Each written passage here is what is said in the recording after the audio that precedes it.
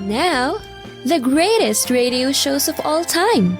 Suspense. The Shadow Node. Washington calling David Harding, counter-spy. Classic radio theater. The Great Gildersleeve. Fibber McGee and Molly. Dragnet. Gunsmoke. The Lone Ranger.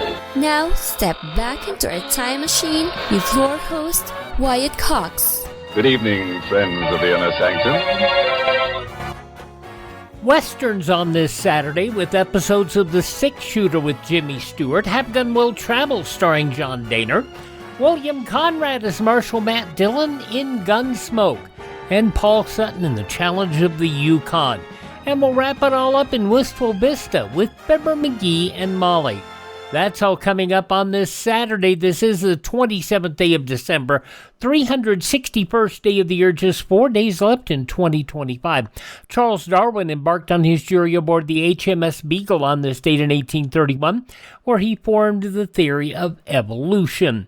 Ether, anesthetic used for childbirth for the first time on this date in 1845. James Barrie's play Peter Pan premiered in London in 1904. Leon Trotsky expelled from the Communist Party on this date in 1927, and Radio City Music Hall opened on this date in 1932. The World Bank created on this date in 1945 with the signing of an agreement by 28 nations. Howdy Doody, a children's TV show, made its debut on NBC on this date in 1947. Say, kids, what time is it?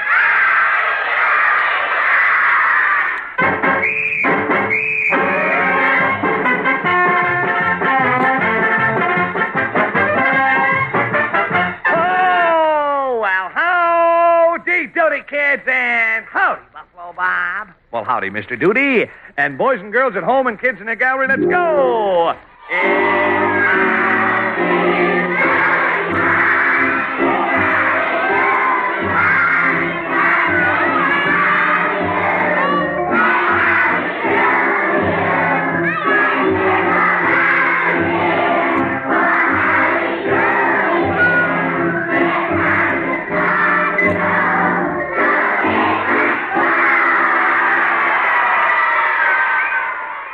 The early children's television program would run through 1960. It was on this date in 1968 the long-running radio program The Breakfast Club signed off for the last time. Presenting America's favorite, the NBC Breakfast Club with Don McNeil. Good morning, everybody. Good morning to you. We woke up bright and early just to howdy do you. Coffee's on and fruit and toast, bacon and skillet. Joe Galicchio and his boys have tunes to fill it. So come on, gang, let's take a pool at this day's meeting. Line up, kids, I'll call the roll and sing your greetings. Nancy Martin. Well, how do you do? And Jack Baker. Glad to see you. The Vagabonds, our guests today. So breakfast well first, wake up and smile. It's not the morning happy, make life worthwhile. Good morning, breakfast lovers, good morning to you. We got up bright and early to howdy to you. Standing mother, sister, fellas, don't go, we don't care. America, alright. The breakfast club is on the air. Good morning. No chance, please. Just good morning. It's December 8th, 1941, Monday morning. Fine day. Glad to see you around the breakfast table. Hiya, boys. That show from a very notable date actually went all the way back to 1933 and started off on NBC Blue and continued to NBC and then went on to 1968 on this date on ABC when it eventually would end. And ABC, part of the reason the show ended was not just declining clearances, but it was also the issue of ABC not wanting to have long-form programming on the net. They were using their, at that time, telephone lines, and they were running initially 4 different radio networks to provide radio news programming and other feature programming, short-form shows. And they would eventually end up using, before everything went to satellite, they would end up using the one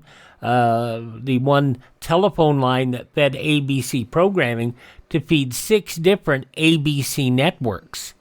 But the Breakfast Club ended on this date in 1968. Hello, Dolly closing on Broadway on this date in 1970 after 2,844 performances.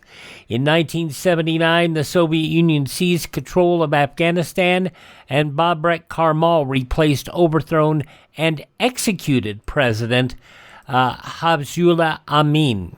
Such gross interference in the internal affairs of Afghanistan is in blatant violation of accepted international rules of behavior. Now, I know the argument could be made that we've done lots of backdoor stuff with the CIA and other organizations, but the bottom line being that this was not good. It was a violent governmental overthrow. In 1985, Palestinian guerrillas killed 18 people inside the airports of Rome, Italy, and Vienna, Austria. This was a terrorist attack against many nationalities, many countries. As I've said before, we're all in this together. Unfortunately, again, there were Americans killed, but there were also innocent victims of other nationalities. And as I said, we can only deplore and condemn in the strongest terms this sort of cowardly criminal act. I do not believe, therefore, that the local commanders on the ground, men who have already suffered quite enough, should be punished for not fully comprehending the nature of today's terrorist threat. If there is to be blame, it properly rests here in this office and with this president. And I accept responsibility for the bad as well as the good. President Reagan on this date 40 years ago. Taliban forces retook the strategic Bagram Air Base on this date in 1996, which solidified their buffer zone around Kabul. And in 2001, the People's Republic of China granted permanent normal trade relations with the U.S. 24 years ago today. Passing away on this date in history, composer-singer Hoagy Carmichael, General Norman Schwarzkopf, basketball player and minister Meadowlark Lemon. His time for all those years with the Harlem Globetrotters was magnificent. Also passing away on this date, Carrie Fisher, wonderful actress, and Greg Gumbel, sportscaster, TV host, and Olivia Hussey, the actress, all passing away on this date in history. Birthdays of those who are no longer with us include French scientist Louis Pasteur, actress-singer Marlene Dietrich, pianist, composer, actor Oscar Levant, from Good Times, John Amos, and pro wrestler Joanie Laurer, better known as Chyna. All those folks born on this date in history, they have already passed on to brighter shores. Hi, this is Jeff Foxworthy. It is now time for the birthday announcements. The following people are now officially older than dirt. Turning 77 years old today, Gerard Depardieu. We made a deal. If I leave quickly, then you keep your beautiful greenhouse. From the movie Green Card, Gerard Depardieu, 77 today. Singer-songwriter Carla Bonoff, 74. Bill Goldberg, the football player, pro wrestler, mostly retired now, 59 years of age. From the Today Show, Savannah Guthrie is 54. Country's Walker Hayes is 46. AEW and Ring of Honor wrestler Claudio Castagnoli, better known over in the WWE as Cesaro, and is having quite a run at 45. From the group Paramore, Hayley Williams is 37. From Bates Motel, Vanity Fair, and the movie Ready Player One, Olivia Cooke is 32. And we got an Academy Award nomination for Best Actor in the movie Call Me By Your Name. Timothée Chalamet is 30. Those just a few of the people celebrating the 27th day of December as their birthday. If this is your birthday... Hi, we're the Four Freshmen, and we just want to say, Happy birthday to you! We've been telling you for a while about Professor B's Digestive Aid and how the wonderful things it does, and some of you apparently been checking it out and have expressed some interest. So check out Professor B's Digestive Aid, originally developed to help an individual suffering from cancer and helping them get through the chemo problems of the digestive system. Check it out, profbees.com, profbees.com, promo code Wyatt.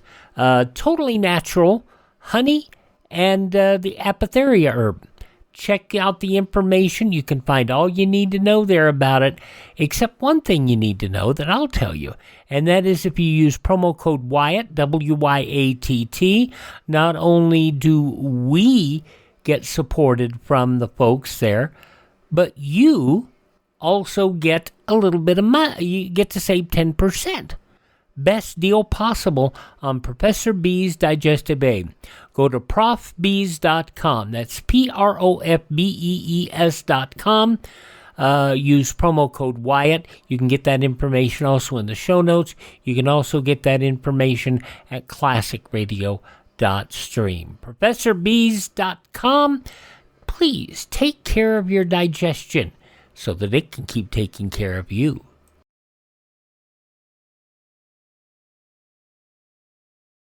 Hello, this is Dennis James.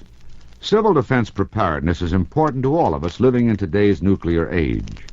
For a rundown of the vital civil defense warning signals, here now is Leo A. Hoig, Director of the Office of Civil and Defense Mobilization. Right now, suppose you heard the wailing of an air raid siren. Would you know what to do?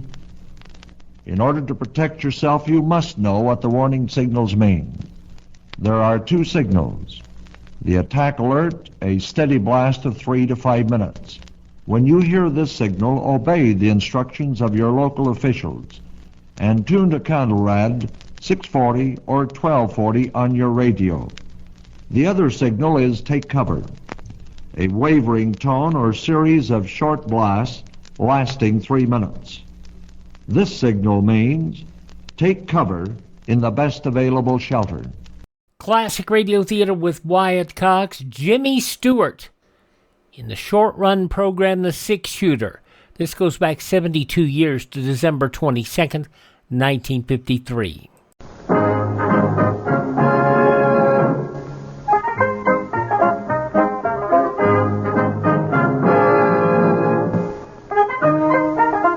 In a moment, you'll hear James Stewart as the Six Shooter, just one of the many fine programs brought to you Sundays on NBC. Later this evening, listen to the NBC Star Playhouse with one of your favorite stars. Hear Stroke of Fate. Happened if fate had reversed historical facts. And be sure to keep tuned for the dramatic story of Last Man Out. It's a wonderful lineup of great programs, all of them heard only on NBC. James Stewart as the Six Shooter.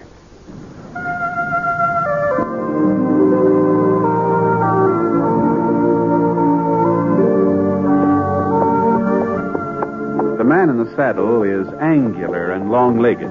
His skin is sun-dyed brown. The gun in his holster is gray steel and rainbow mother of pearl. Its handle unmarked. People call them both the Six Shooter.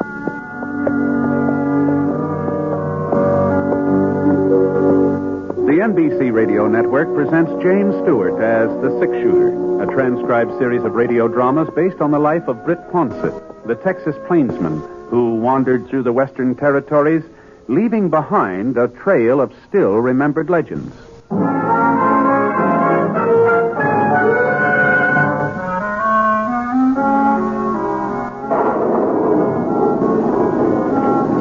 The rain sure was coming down that afternoon in Petersville. It had started all of a sudden, too, just after I left Scar at the livery stable and headed up the main street toward Doc Early's office. All right, real cloudburst. The wind was from the north and strong enough so that the water was beating against the building slant-wise. And the way the wheel ruts in the street were turning into puddles. Oop. Rain barrels were sloshing over the sides. Well, it was like the whole town had been pushed under a leaky sieve. The closest cover I could spot was the front porch of the Jackson Hotel.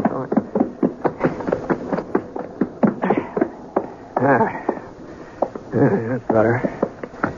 For a minute I sort of shook myself off like a half-drowned pup. Then I noticed the young fellow standing beside me. I didn't recognize him, though, not at first. Mr. Ponset? You're Britt Ponset, ain't you? Yeah, that's right. I wasn't sure till I saw your gun. I guess you don't remember me, Mr. Ponset. Calvin Plummer? Calvin Plummer? Oh, I sure remember you, Cal. Say, you really sprung up, haven't you? Why, by George, you're taller than I am. How'd you manage to do so much growing so fast? Oh, I wasn't so fast, Mr. Ponset. It's been 6 years since you were in Petersville. 6 years? Is that long? Right after my 15th birthday, that's when you left. 6 years since I was here, huh?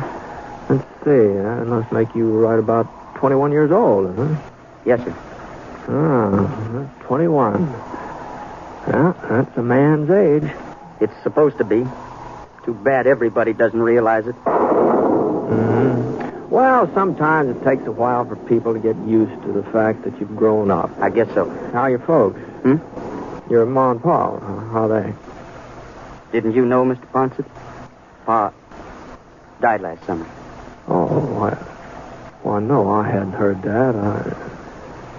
I'm sorry, Cal. I'm awful sorry about that. He was a fine man. Yeah. At least I thought so. Well, everybody thought so. You know that. Did they? Well, what do you mean, Cal? Nothing. Looks like it's letting up. You staying in town, Mr. Ponset? No, just overnight. I kind of twisted my hand while I was branding a calf the other day. And swelling wouldn't go down, so I thought maybe Doc Early ought to have a look at it. If he's still practicing here, is he? Yeah, he's still here. I expect you've been moving around quite a bit, huh, Mr. Ponset? Oh, more than my share, I guess. You ain't never been to a place called Elk Point, have you? Somewhere out in the New Mexico territory? Oh, yes. I was out there in Elk Point 2 winters ago, I think it was. What kind of setup is a Quincy ranch? Would you mind telling me? Quincy? Yeah, it's supposed to be one of the biggest outfits in those parts. You sure it's near Elk Point? Well, ain't it? I don't know. I never heard of a Quincy ranch around there. You certain, Mr. Ponset? Yeah. Of course, that doesn't mean that there isn't a... Yeah, I know. Well, goodbye. Say hello to your ma for me, Cal. She's all right, I trust. Sure. She's fine. I reckon your father was... Well, it must have hit her pretty hard, huh? He had a real fast recovery. What? 10 months ain't very long to mourn, is it? Not even a year. Just 10 months. Bye, Mr. Ponset.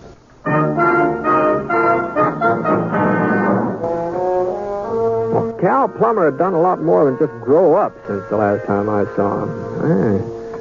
Strange way he was carrying on. I sure couldn't figure out what caused it. And I talk about his mother. Why, Cora and Ned Plummer were just about as well suited as any two people I ever met up with. Well, you couldn't even think about one without thinking of the other. They must have been married on close to 35 years. Cal, he was their third child. He was the only one that lived.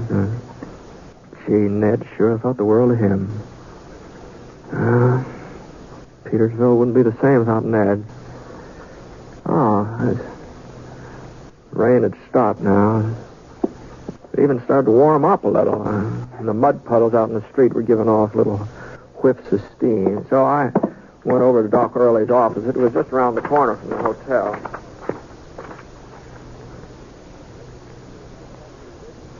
Britt, don't look like you've broke a thing. But it's a real bad sprain. The one you was even able to ride into town today. Yeah, well, it wasn't any too comfortable, I'll tell you that much. What you been doing for it? Well, it wasn't much good to, Doc, out the ranch, you know. Yeah, well, some hot water nets and salts might be a little help. I'll put the kettle on and get it warming. It was so darn chilly during all that rain, I built me a little fire in the stove. Good thing that ain't your shooting hand, Britt. Well, I haven't needed a shooting hand much lately. Yeah. You never know. You never know. No, things look quiet enough around Petersville. Yeah, they're quiet all right, considering that Sheriff Jay is out of town. Oh? Yeah, he had some business, took him over to the New Mexico territory. He's checking up on some fella there. Oh.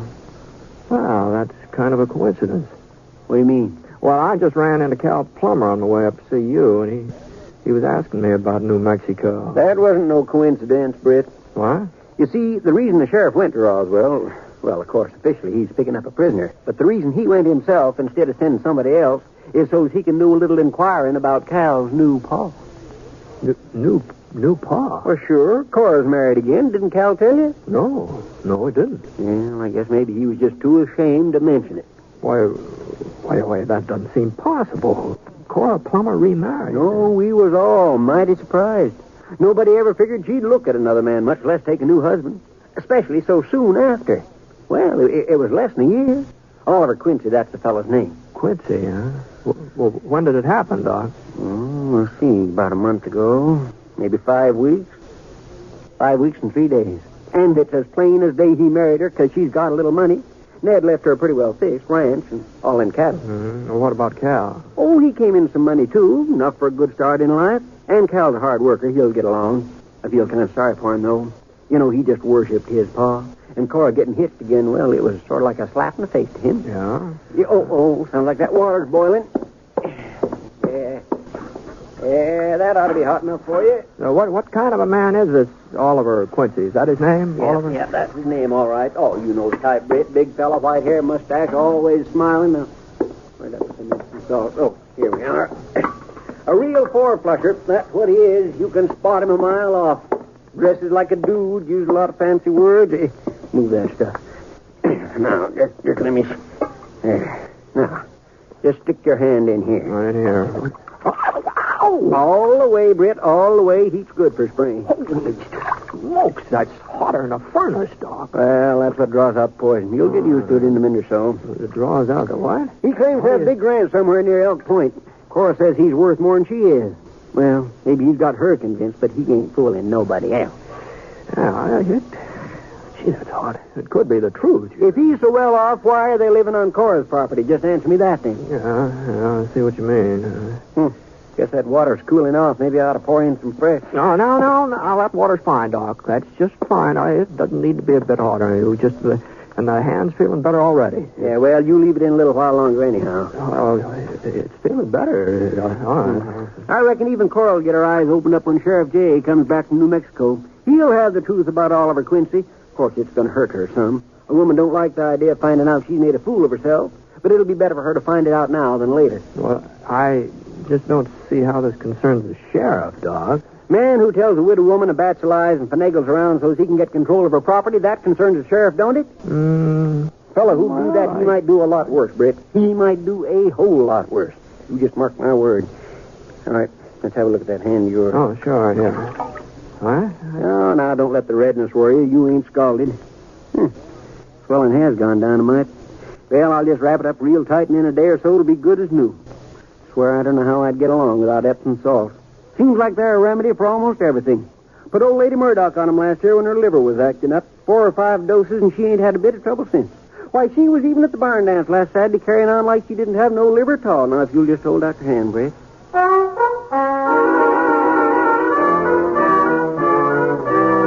After Doc Early got through with his bandaging, my hand did feel a little better.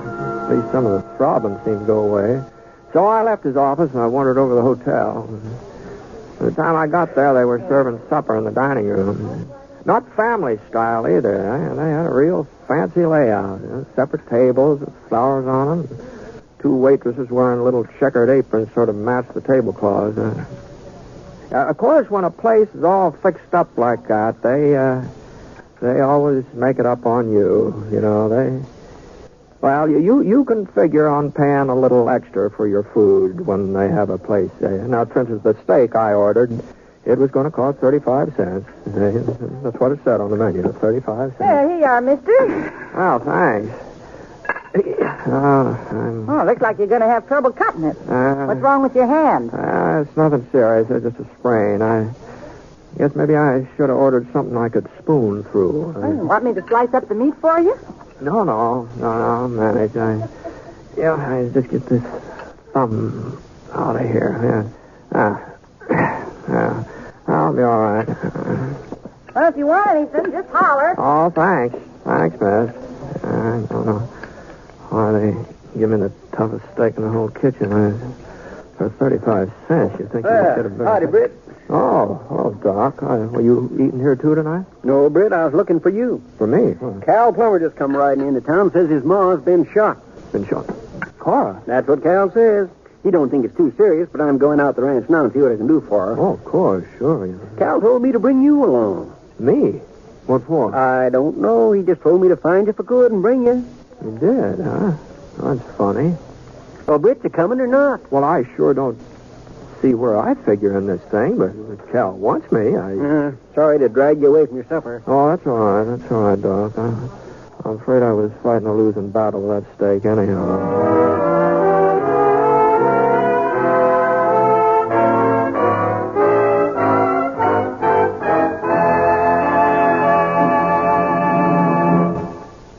We'll return to James Stewart as the six-shooter in just a moment.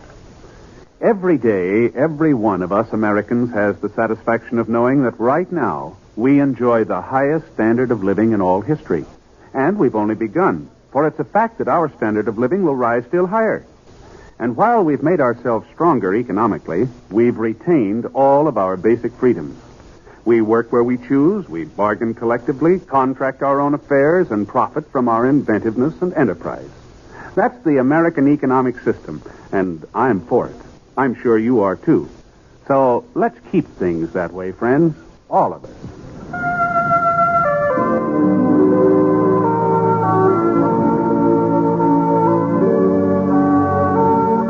Now, Act 2 of The Six-Shooter, starring James Stewart as Britt Ponsett.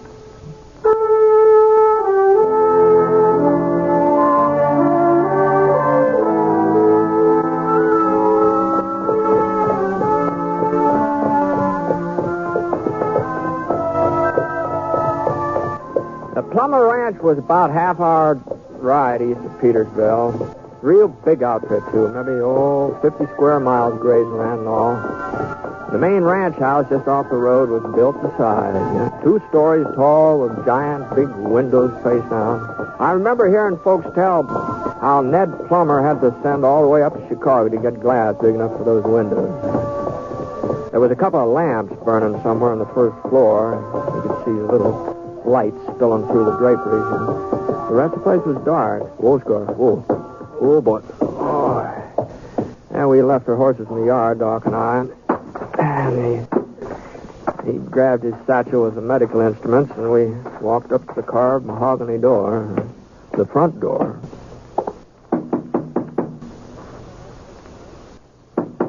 Just a minute. Yes? Oh, Doc Early. Evening. Just what can I do for you, Doctor? Well, Cal said that Miss Plummer, that Miss Quincy, your wife, she was hurt somehow. Oh, I see. Well, it's nothing serious, just a scratch. My gun went off accidentally. A bullet grazed her shoulder. But Cora's perfectly all right now. As a matter of fact, I think she's already gone to bed. Is it, Oliver? Sounds to me like she's still up. Oh, I guess I was mistaken. Yeah. Oliver? It's a doctor, dear, and, My name's Ponsett. Britt Ponsett. Britt Ponsett? That's right, Miss Quincy. Well, I suppose you might as well come in, Doctor. Mr. Ponsett. How you? This way. I told him it was only a scratch, dear. But as long as Dr. Early rode way out here, I suppose he might as well have a look at you, just to be on the safe side. Hello, Cora. Britt.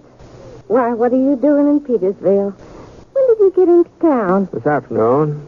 Didn't Cal tell you? Well, no. It must have slipped his mind. Good evening, Cora. Let me see here. Now, Doc, you shouldn't be troubling over me. I'm all right, really. Well, of course you are, my dear. Of course you are. Bullet barely grazed your skin.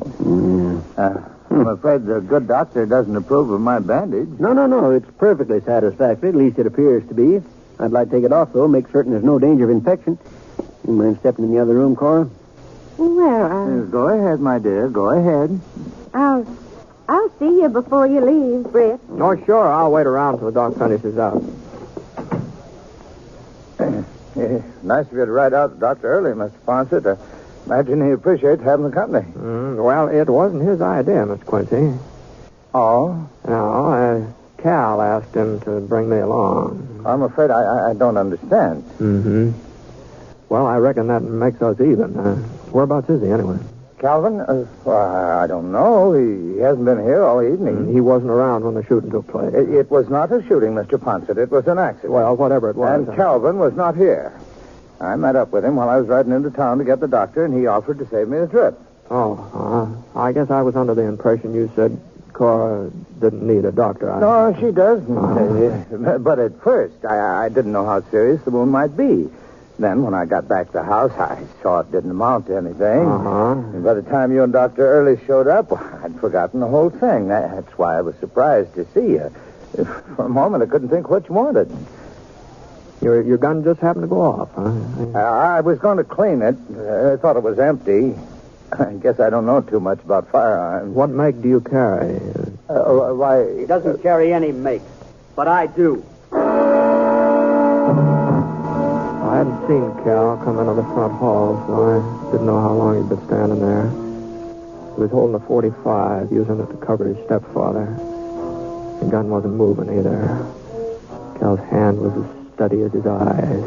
Steady and cold and determined. It wasn't the first time I'd seen a man with a look like that on his face. Now, not a killer's look exactly, at least not the look of somebody who wants to kill. More like somebody who hasn't got any choice. I was wondering how you'd lie out of it, Quincy. The kind of story you'd tell.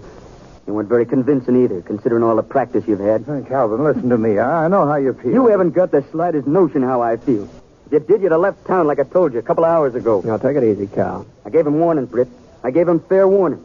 I said I'd kill him if he didn't get out and stay out for good. I don't know what it is he's got against me, Mr. Ponsett. I suppose I don't measure up to his father. Measure up to him? I ought to kill you for even comparing yourself. Well, are you going or not, Quincy? Because if you're not, this time Ma ain't here to get in the way. What?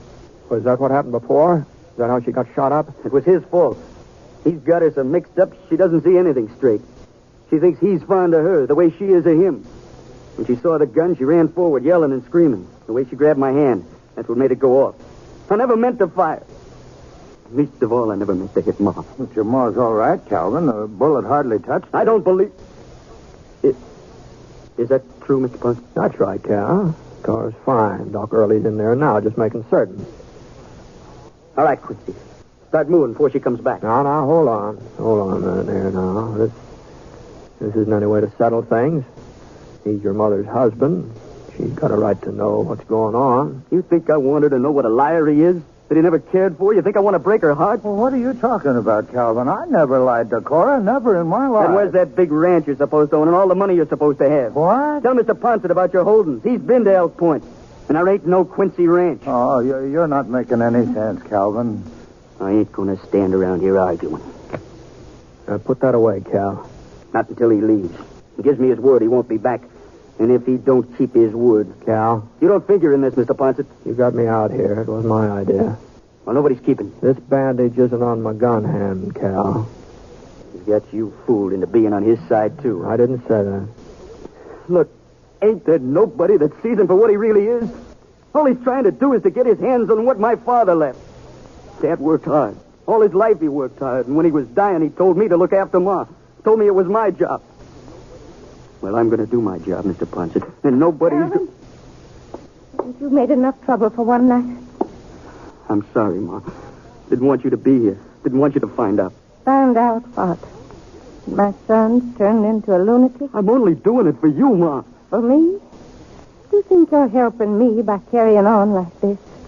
I've got my own life to live, Calvin. You've got to let me live it as I see best. Ma, he's no good. I was trying to get him to leave before Sheriff Jay comes back from Roswell. Before the whole thing came out. Well, I guess it's too late now. I guess you'll have to know. Know what? He hasn't got a ranch. He ain't got any money. Oh. If you don't believe me, ask Britt Ponsett.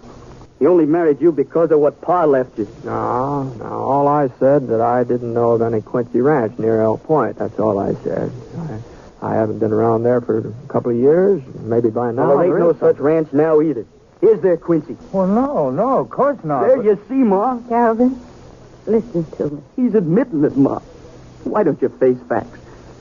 Everybody else has been on to him. Everybody but you. It's all my fault.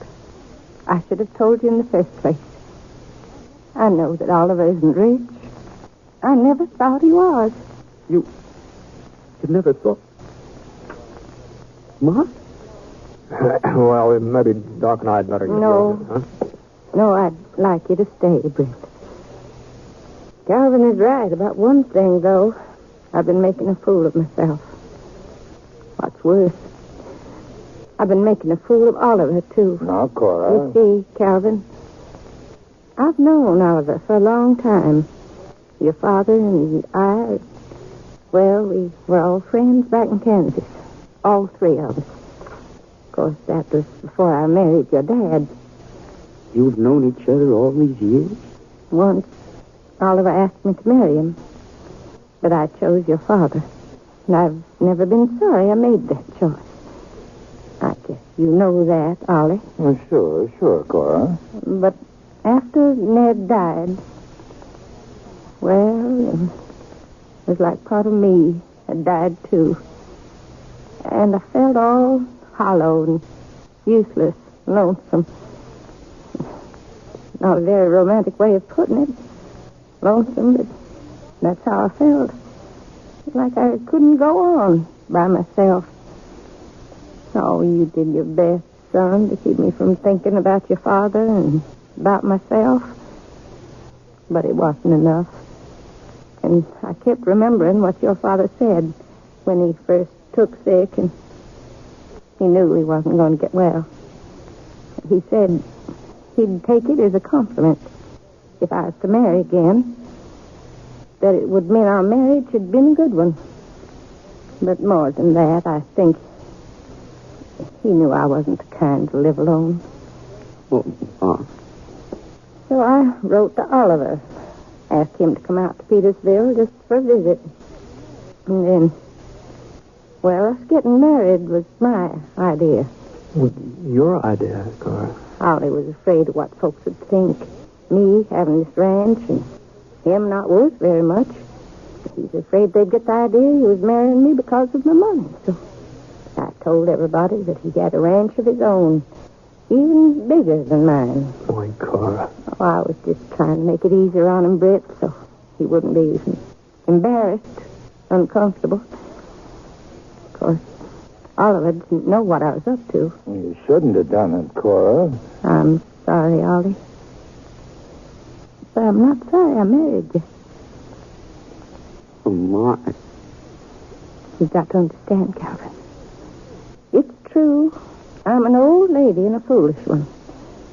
And it's true I don't feel the same way toward Oliver that I felt toward your father. You only feel that once in a lifetime. And some folks aren't even that lucky. But it's better for me not to be alone this time that's left. I think it's better for Oliver, too. You should have told me, Ma. Yes. Yes, I see that now. But I wasn't sure how you'd take it. Too bad you were dragged into this, Britt. You and Doc. But I wanted you to hear it all before you left. Sure, Cora. You knew Ned. You were a good friend of his. He thought a lot of you. Oh, I sure hope so. Oh, what would he think? How would he feel about my marrying again? Oh, it's pretty hard to speak for somebody else, Cora. But Ned loved you. That was plain to everybody. So I guess he'd want you to be happy and content. That's what Ned would want. Thanks, Britt. Well, Doc, hey, it's about time we're getting back to town, isn't it?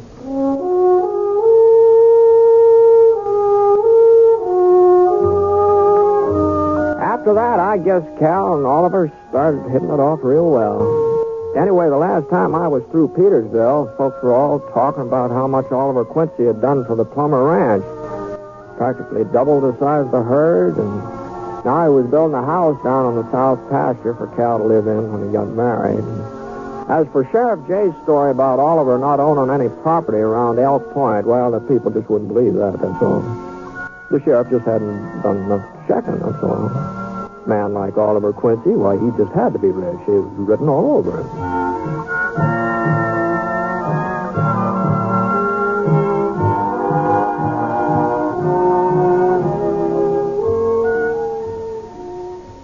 The Six Shooter is a transcribed NBC Radio Network production in association with Review Productions.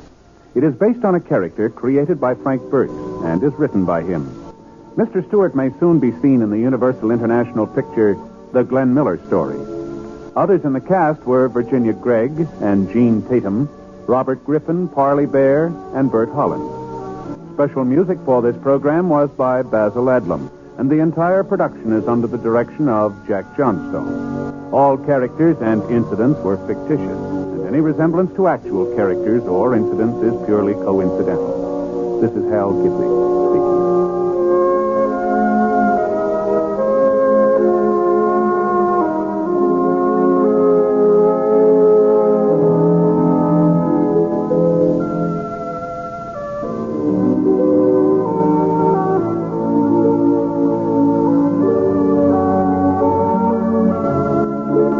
Tonight, hear Margaret O'Brien in the NBC Star Playhouse on the NBC Radio Network.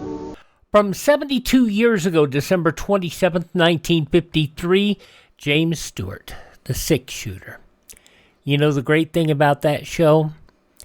It has the authentic feel of a Western, and yet, unlike Gunsmoke, it's not as gritty. It's very warm. Very homey feeling show. Really nice. Alrighty, we'll get to another show from that, from the gritty vein. John Dehner as Paladin in Have Gun Will Travel. Next.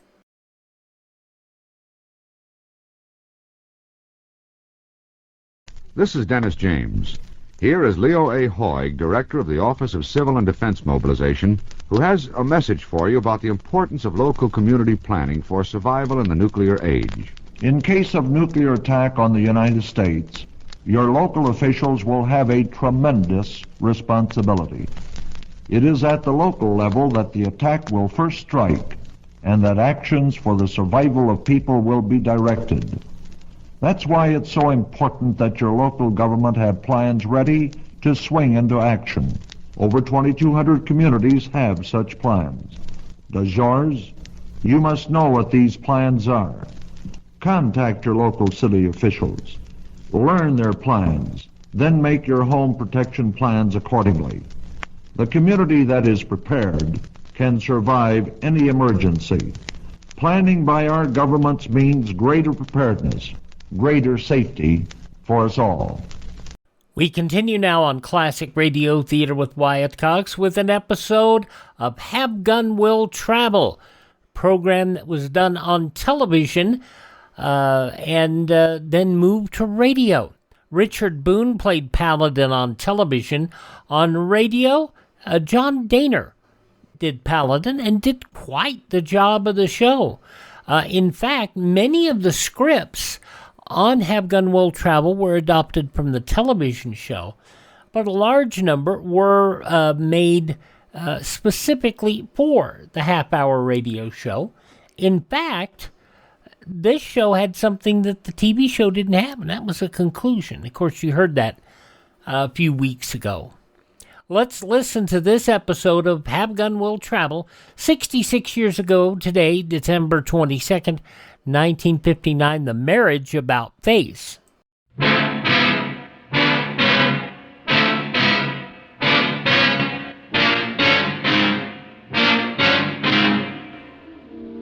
This situation is so mixed up with Chinese custom, family, and honor, I don't know where to turn. I'm afraid any move I make might endanger Hey Boy's life.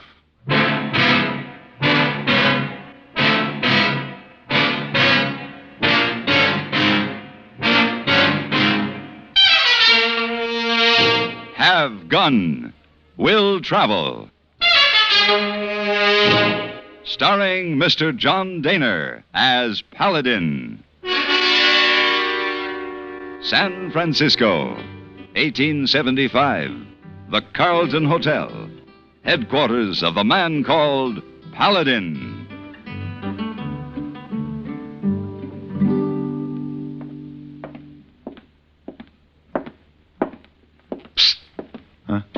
Mr. Paladin. Well, hey, boy, what in the world are you doing hiding behind that potted palm? Shh. Ooh, sorry. Not hide and seek, hey, boy. Oh, it's not frivolous matter, Mr. Paladin. More serious. Is Missy Wong coming down the hallway? No, she turned into the linen room. If you're hiding from her, you can come out now. Oh, good. Mr. Paladin, may I see you in room, please, for a discussion of most disturbing matter? Why, certainly, hey, boy. Come on. Trouble? Oh, my. Plenty trouble, Mr. Paladin.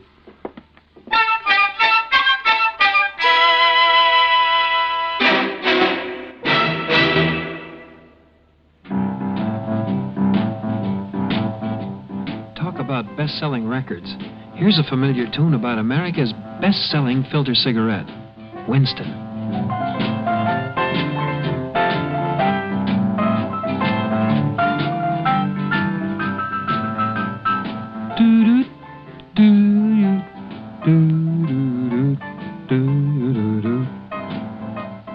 Winston gives you real flavor, full, rich tobacco flavor. And you know, that's because only Winston has filter blend up front. Choice, flavorful tobaccos, specially selected and specially processed for filter smoking. No wonder Winston tastes good, like a cigarette should. Smoke Winston.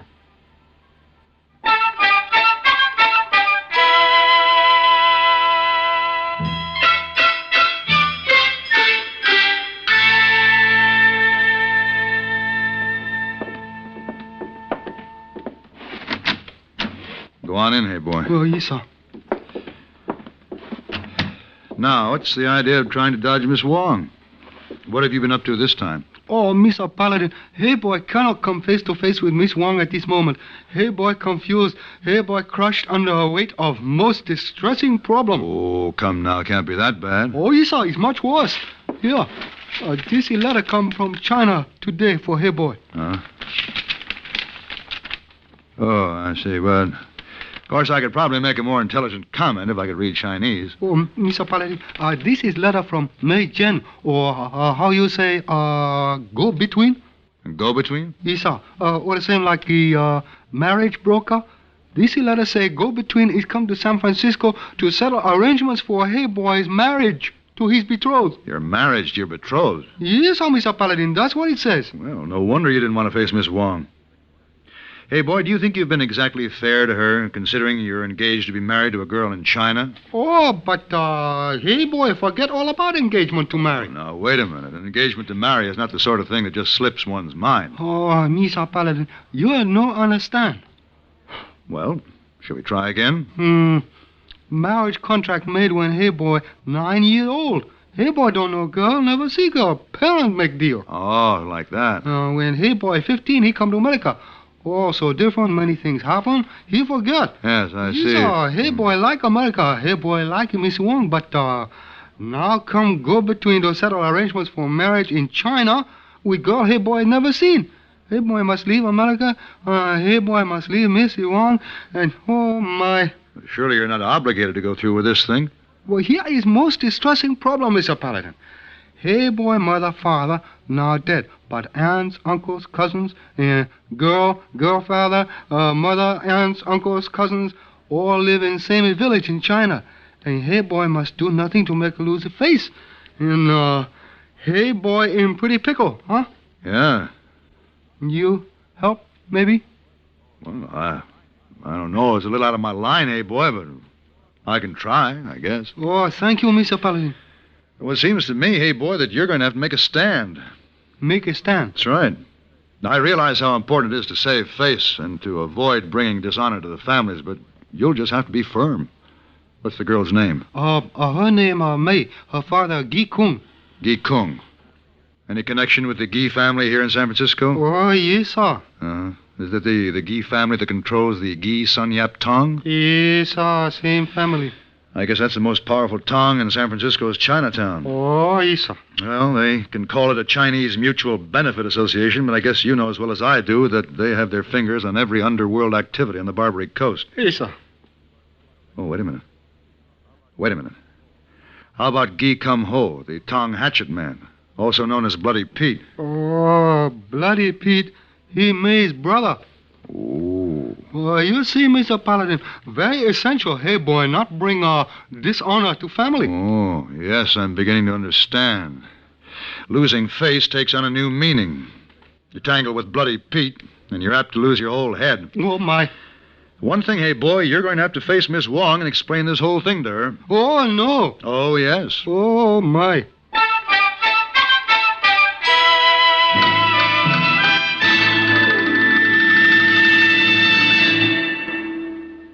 Can you make the passing grade in driving? In other words, do you know and do you use what you know about safe passing practices? Almost every driver finds it necessary to pass other drivers at times. The problem is doing it safely. Here are some passing tips from the National Safety Council. Be sure there's plenty of time to pass before meeting another vehicle coming toward you. See that no other vehicle is about to pass you. Give a left turn signal for the driver behind and make sure he sees it. Sound your horn for the driver ahead and make sure he hears it. Speed up a little before leaving your lane, not after you get alongside the vehicle you're passing. Don't cut back into the right-hand lane too soon. And always pass on the left, unless the driver ahead has signaled his intention to make a left turn. Pass, friend, but do it safely.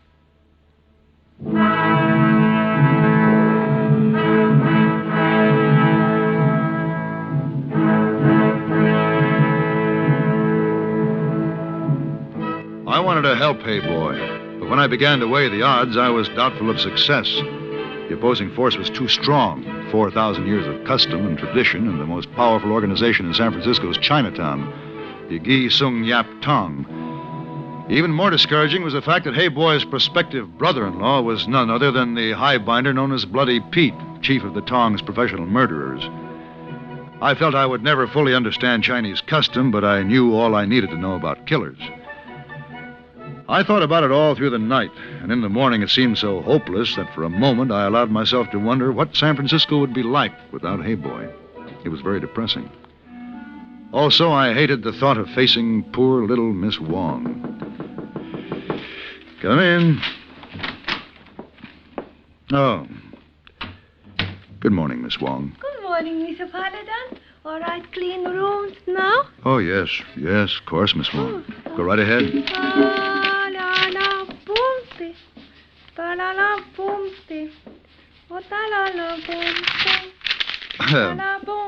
Miss Wong, you seem so light-hearted this morning. Oh, yes, Miss Wong most time light-hearted. Have you seen Hey Boy? Yes, sir. But did he have a chance to talk to you? Oh, yes, sir. Regarding a very grave matter? Hey, boy, tell Miss Wong about marriage contract with girl in China. But you, Miss Wong... Mr. Paladin? Nothing, I guess, except that it's constantly being brought home to me. What, Mr. Paladin? You can't figure women. I thought you'd be heartbroken, or at least angry. Oh, you smart man, Mr. Paladin. Hey, boy, smart man. You fixed. It's nice you have such confidence in us, but I'm not so sure. Oh, almost forgot. This letter come for you. Oh, thank you. Let's see. This is from Mr. Sui Li Tsung. Yes, sir. He go between. Come to make arrangements for Hey Boy. See now. The illustrious great one who bears noble firearm and whose honorable will it is to journey forth always in benevolence, yet reaping great treasure, will receive the lowly inferior self of Sui Li Tsung On the 5th day of the 7th moon of the 14th year of Kwang Su. What does that mean? He want to know if man who have gone will travel will see Mr. Chung week from next Tuesday. Well, why didn't he say so? He did. Oh. Well, I wonder why he wants to see me.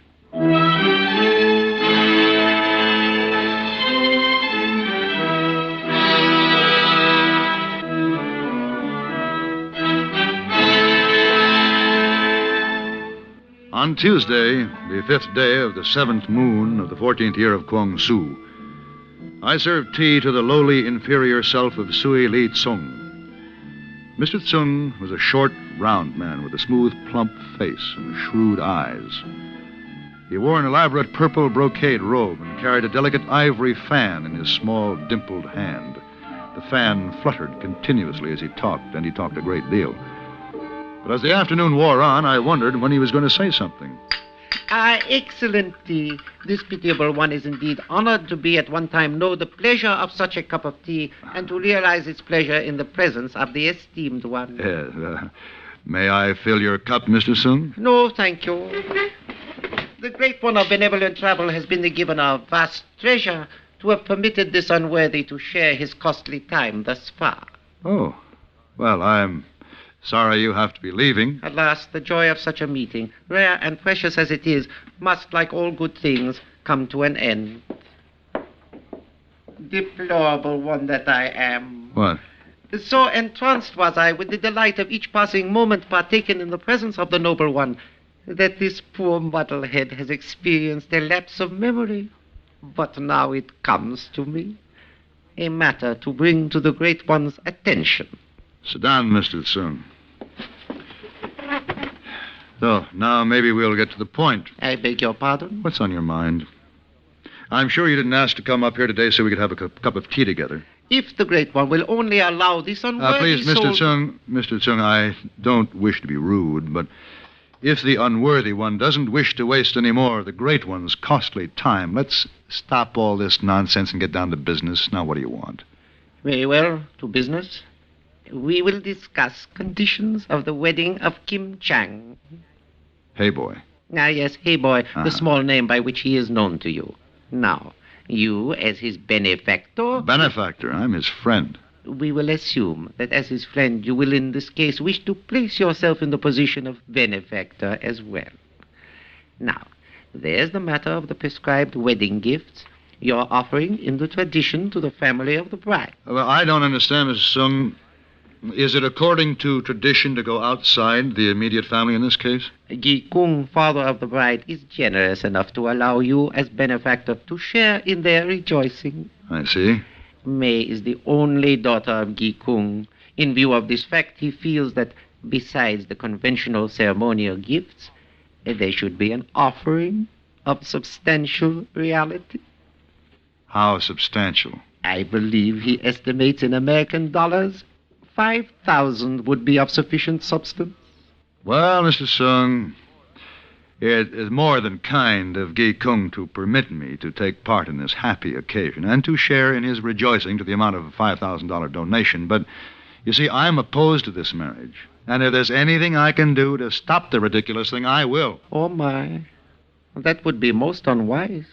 The Gi family is a proud one. They could not bear the loss of face. May I humbly suggest it would be far more prudent to accept Gi Kung's indulgent offer. More prudent? What do you mean? Are you acquainted with Gi Kum Ho of your city? You mean Bloody Pete? Yes. He is so devoted to his only sister, I am afraid he would feel the necessity to avenge any dishonor brought to her. That sounds pretty much like a threat. As an Occidental, you would never understand. I don't know, Mr. Tsung. I believe a deal like this is recognized all over the world as blackmail.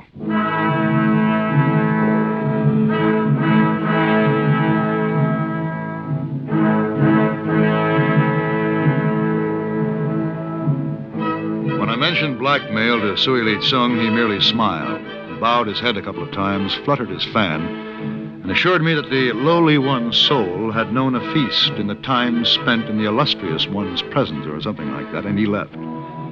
He apparently felt we had reached an agreement, As a matter of fact, I wasn't quite sure myself. The whole thing was so outrageous, I was confused.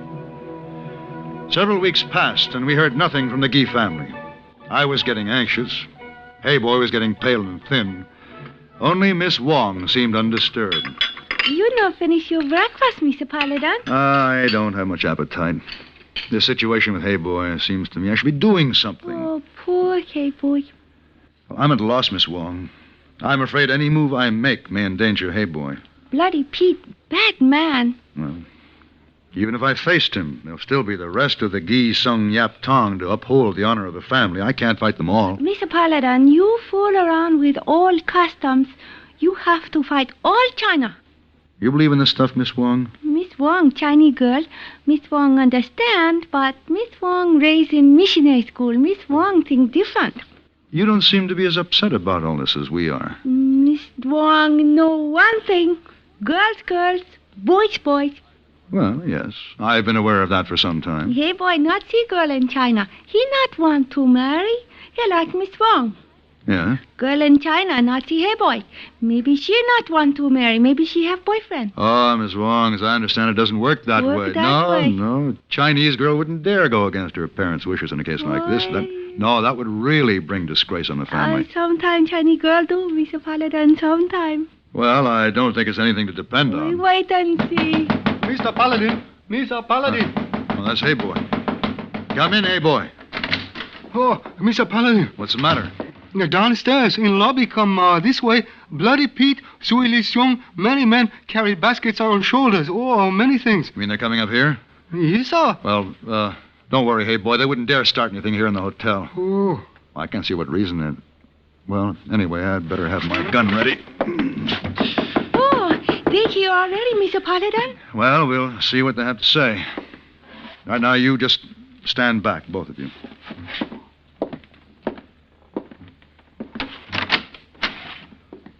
Mr. Sung?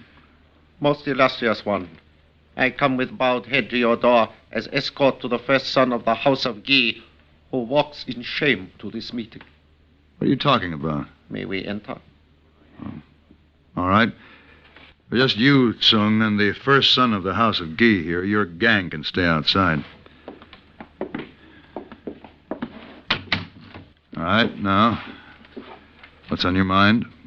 Kim Ho of the afflicted House of Gi wishes to prostrate himself at the feet of Chang of the noble House of Kim, family name of the one you call Hey Boy. Look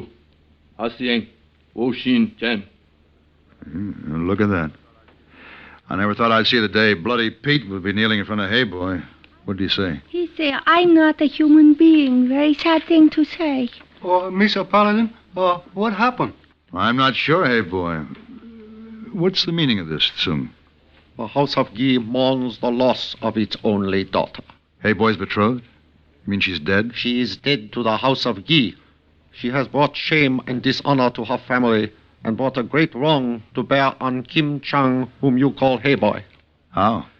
Word has come that she has in disgrace deserted her home to secretly marry an unworthy from the next province. Oh, indeed. What humiliation. And how does the House of Gi propose to restore face to the House of Kim? The House of Gi grovels in the dust and begs that Chang of the House of Kim will in grace accept the gifts the bearers hold. May I ask them to enter? You mean all those men out there have presents for Hey Boy, whom you call Kim Chang? Yes. Sure, bring him in. You might as well tell Pete there he can get up now.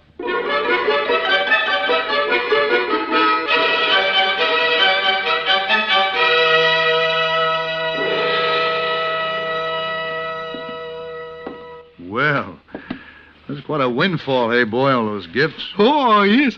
Oh, Mr. Paladin. Oh, my. Hey Boy, plenty confused. Well, so am I. About one thing. Miss Wong. Yes, sir. How does it happen you were able to call a turn on this thing? Oh, well... Oh, come on. I know girls are girls and boys are boys, and you had it figured May had a boyfriend someplace, but... No, there has to be more to it than that. Now, what? Mr. Paladin, you know cousin to Miss Wong named Sun Yap? Don't believe I do. Well, Son Yap, nice boy, but most ugly boy ever live. Uh-huh. Well, Miss Wong sent picture of Son Yap to Chinese girl. Write on him, hey boy name.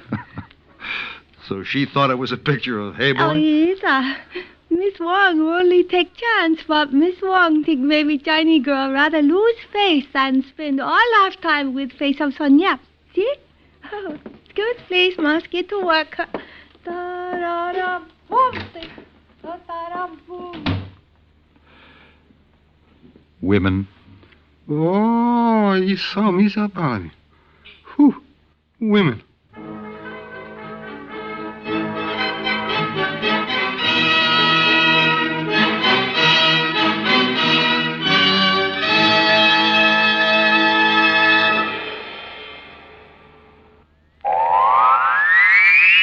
Oh, brother, this miserable cold and my sinuses. Haven't you heard about Dristan? Dristan decongestant tablets not only help drain all 8 sinus cavities, critical areas of cold's infection, but circulating through the blood, Dristan reaches all congested areas. In one fast-acting, uncoated 3-layer tablet, Dristan, for the first time, combines a decongestant to shrink all swollen membranes, relieve pressure and pain. An exclusive anti-allergent to help keep breathing passages dry and clear. Pain relievers to ease body aches, reduce fever. Vitamin C to help build body resistance. This is Dristan. Today, Dristan is widely imitated, but the exclusive Dristan formula cannot be duplicated. For real relief from cold's misery and sinus congestion, there's nothing like Dristan decongestant tablets.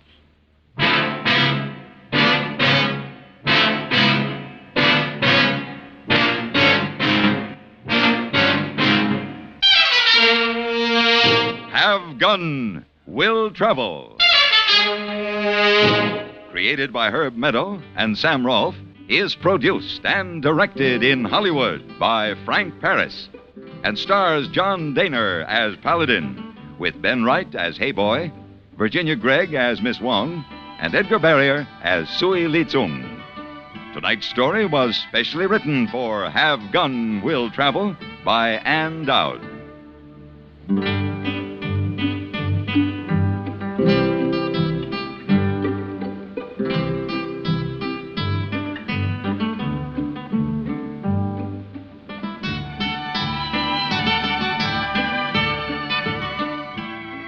This is Hugh Douglas inviting you to join us again next week when CBS Radio presents Have Gun Will Travel.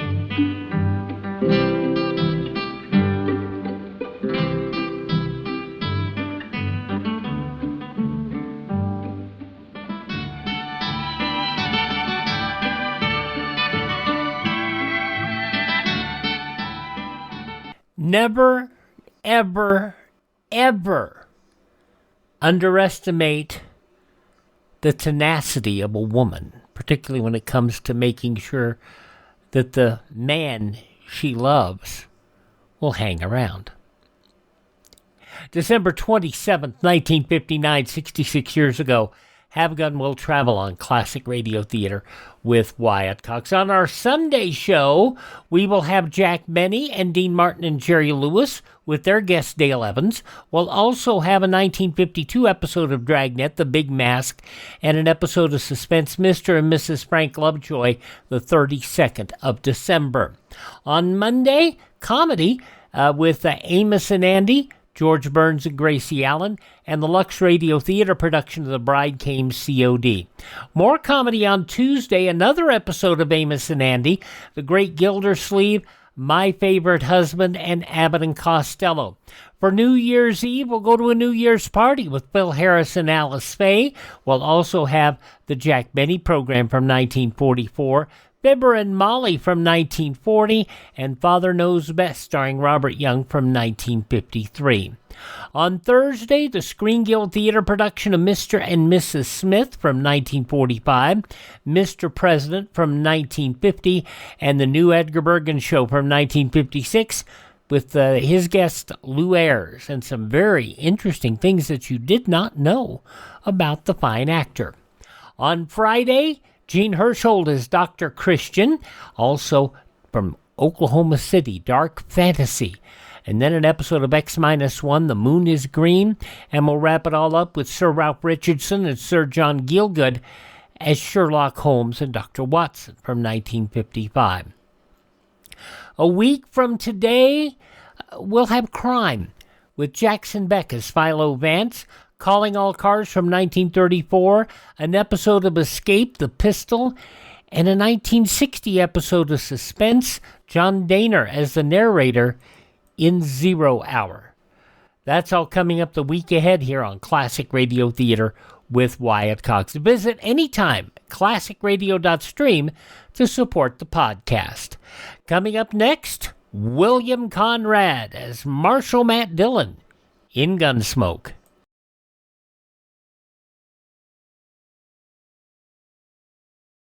This is Dennis James, in the Office of Civil and Defense Mobilization, who has a message for you about the importance of a home shelter for survival in the nuclear age. After a nuclear attack, any kind of cover will offer you some protection from radioactive fallout. An ordinary frame house will cut the radiation danger in half. For greater safety during an attack, get on the ground floor, away from doors or windows. A basement shelter offers even more protection, and an underground shelter with 3 feet of earth over it will give almost complete fallout protection. Give your family the best possible protection. Prepare a fallout shelter now. Free plans are available for building home shelters. Write to Post Office Box, Home Shelter, Battle Creek, Michigan, or contact your local Civil Defense office. Of course, you don't have to write or get in touch with anybody now. You can just go to the show notes here in Classic Radio Theater, and you can find links to them where you can download the information for free or just read it online for free. You can also find the links at classicradio.stream. William Conrad, the Marshal Matt Dillon, in an episode of Gunsmoke 73 years ago, December 27th, 1952, The Cabin.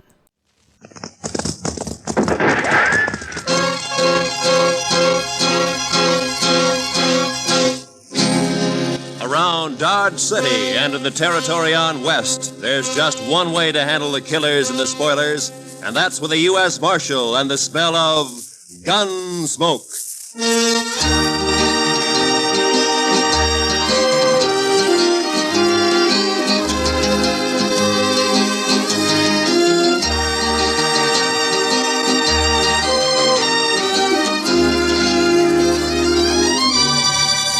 Gunsmoke, starring William Conrad. The story of the violence that moved west with young America. The story of a man who moved with it. Matt Dillon, United States Marshal.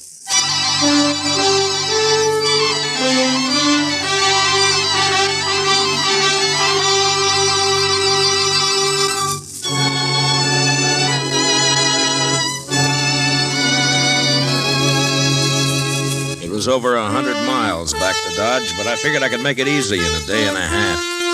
I'd been in Hays City as a government witness in a murder trial, and I was anxious to get back. So I rode out of Hays one morning a couple of hours before light. The ground was clear of snow, but it was midwinter, and it was sharp cold. When the day came, there was no sun, only dark gray sky drilled by a high, cold, searching wind. The air was as thin as I could ever remember it being. Behind me in the north lay a great slab of blackness. When I saw that, I should have turned back, for the wind stood out of the north, too, and sooner or later it would drive that black slab right down on top of me. This was blizzard weather, the kind of weather that kills the land and everything on it. I don't know why I went on, maybe because of the wind. You know, a high wind will distemper a man, make him drunk like. Anyway, I didn't turn back. And about noon, the sky began to turn white with snow, and I could smell a touch of moisture in the air. And finally it came, the sleet, shrilling in on the wind like small buckshot as the blizzard howled down the prairie. I couldn't look right or left without being stung blind, but as long as I kept the wind on my back, I knew I was headed south. 2 hours of this, and I could feel my horse slowing down and weakening under me. My own body stiffened with the cold. Men died when they got caught in a thing like this. They died easy. Another hour passed, and my horse was carrying his head close to the ground. I figured he'd stumble soon, so I kicked my feet out of the stirrups and braced myself against the horn. By now, the wind had really gotten into me. And when I saw the blur of a ranch house up ahead, I thought maybe it was a trick. But a few minutes later, we rounded a corner of the place and stood at last in the lee of the storm. I slid down and got up to the door and pounded on it. And I waited. Then I pounded again. Then the door came open and a figure stood in the light. Who are you? Bring him in, Alvie. Any man out in that weather's been made harmless. Get inside. Out of the way, Alvie, you fool. All right, stranger, hands in the air. High. That's better. Unload him, Alvie.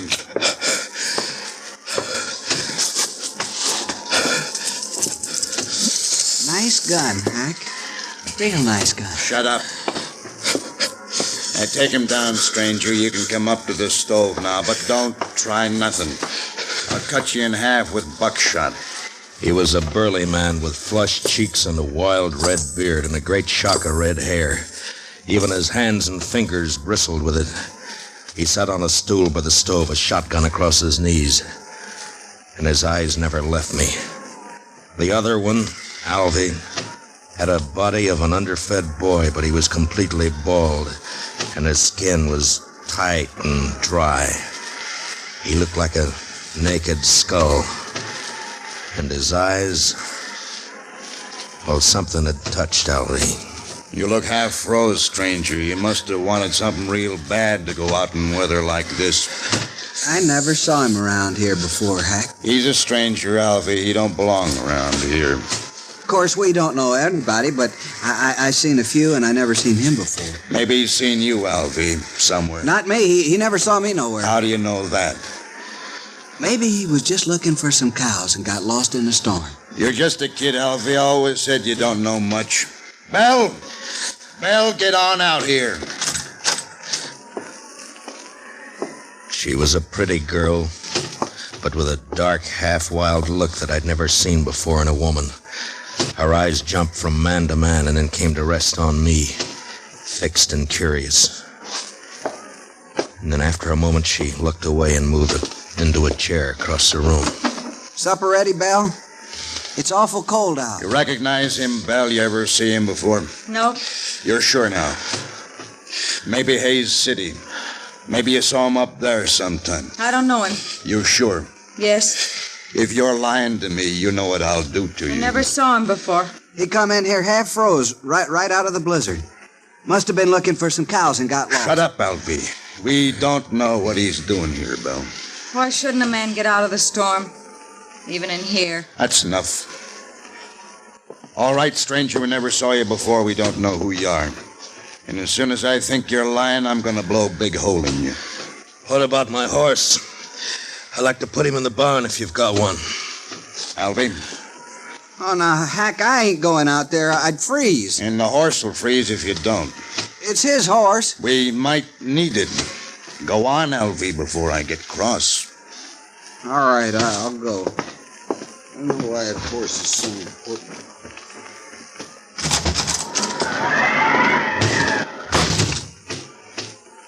Alvie's a good boy. He'll put your horse up. Thank you. Supper's about ready. Leave it. I want to talk to our friend here first. Maybe we won't have to feed him. Potatoes will get mealy. They better not, that's all. I'm right curious about you, mister. I've noticed that. I'll blow your guts all over the wall. You make fun of me. Don't get me mad, mister. I got the shotgun. The meat'll be boiled to shreds if we don't eat soon.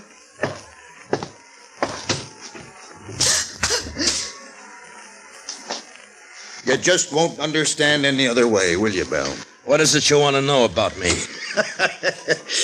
I can tell, mister, I can handle you easy now. What do you mean? All I got to do is wallop the girl and you'll talk. I don't have to do nothing to you. All right, if I take my jacket off? I've warmed up now. I mind. You might have a gun hid out in there. He can raise his hands. I'll unbutton it. Well, now that's right smart of you, Belle. Oh, I'll hide it. No, leave it be. Belle. Come over here, Belle. Drop the jacket, Belle. Now hold out your other hand. Now open it, Belle. Open your hand. That's real bad what you did, Belle. Real bad. You know what I'm going to do? I'm going to put you outside for a spell out in the weather. After supper, after you've cleaned up supper, you can be thinking about it till then.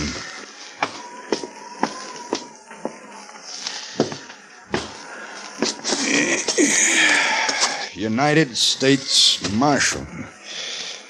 You're in bad company, Marshal. You shouldn't have come here. Oh? It looks to me like I sort of struck gold coming here. Now, why do you talk like that, Marshal? I still got the shotgun. Let me hit that stove. Seems like it's getting colder and colder. You didn't see any sign of nobody outside, did you, Alvie? What?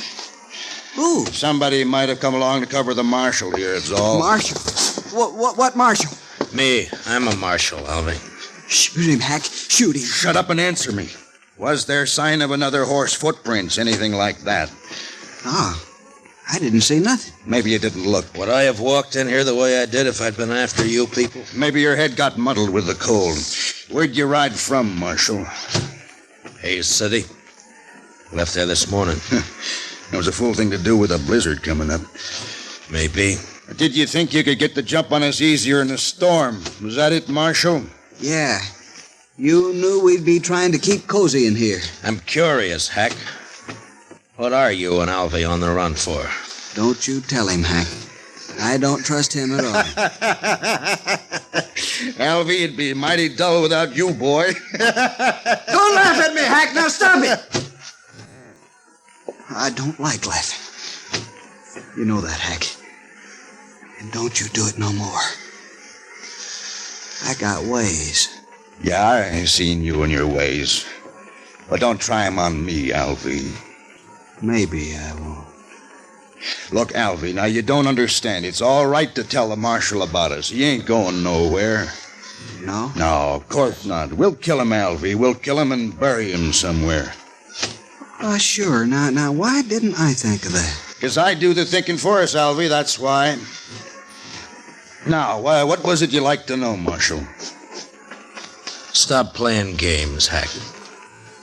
Me and Alvie are wanted for murder. Up in Cheyenne, Wyoming. Seems a mite unfair, though. We didn't aim to kill nobody. It just happened that way. We was robbing a bank. Yeah, and a couple of the people there wouldn't do what we told them, so Alvie used his knife on one, but it just made the man holler.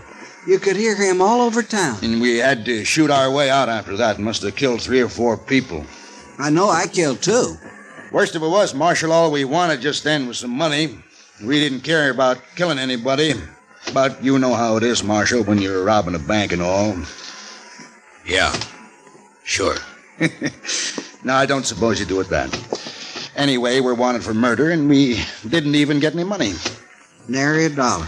So we rode out here and lighted for a spell. I see.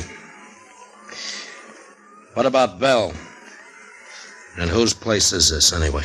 It's my place, now that Pa's gone. You mean you were living here alone? No. They killed your pa, is that it? Yes. How long ago? I don't know. Maybe a month. Yeah, it's been about a month, hasn't it, Alvie? 35 days. There, you see, Alvie always knows just how long everything's been. No, that's fine. Tell me what you do with him. Who? The old man. Oh, we buried him out back. Couldn't afford a funeral. Could we, Alvie? Hack, we told him that. Now let's shoot him. No, I've been thinking it over. People in Hayes City know he started for Dodge, and when he don't show up, they might come looking for him. But you said we'd bury him, Hack. That's what you said. Yeah, that's right, but we can't bury his horse, too. Not in this ground. It's froze solid. And if we turn the horse loose and they find it and can't find the marshal's body, then they'll suspect something. You're pretty smart, Hack. Too bad you don't know enough to stop killing people. Too bad for you, anyway. Well, what are we going to do, Hack? I'm getting hungry. That supper won't be fit to eat. Shut up! One more word out of you, Bella, and I'll whoop you good. Come on, Hack, I'm really hungry. No, listen to me, Alvie. Now, my idea is to knock the marshal on the head and throw him outside to freeze. Now, he'll keep real good that way. And when the storm breaks, we can carry him off 20 miles or so and dump him on the ground. Look like he got throwed and hit his head and froze. Oh, that's fine, Hack. That's just fine. Then we'll break his horse's leg, make it easier for them to find him. You just don't care about anything, do you, Hack? Just me. Sometimes, Alvie. Sure. Me and Hack are friends, ain't we, Hack? Of course, if it don't go on snowing, we'll have to think of something else. Can't leave tracks for them to follow back there. Oh, Hack, ain't we gonna kill him now? Well, sure we are, Alvie. I didn't mean that.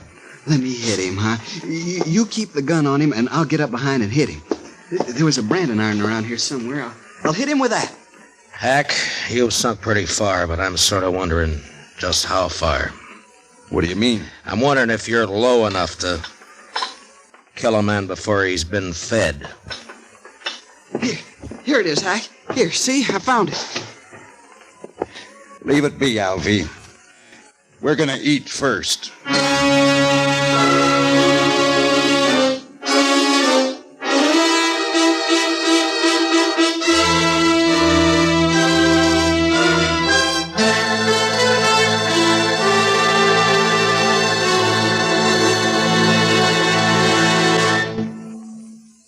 We will return for the second act of Gunsmoke in just a moment. But first, this Sunday night, Lionel Barrymore is your host and Joseph Cotton the star on Sunday Night Playhouse's gripping historic drama based on the life of Peter Marshall. Hear how a Scottish immigrant lad rose to the position of chaplain of the United States Senate. A story you'll agree is far more fascinating than fiction. Remember, it's tomorrow night when Lionel Barrymore introduces another Sunday Night Playhouse on most of these same CBS radio stations. Now for the second act of Gunsmoke.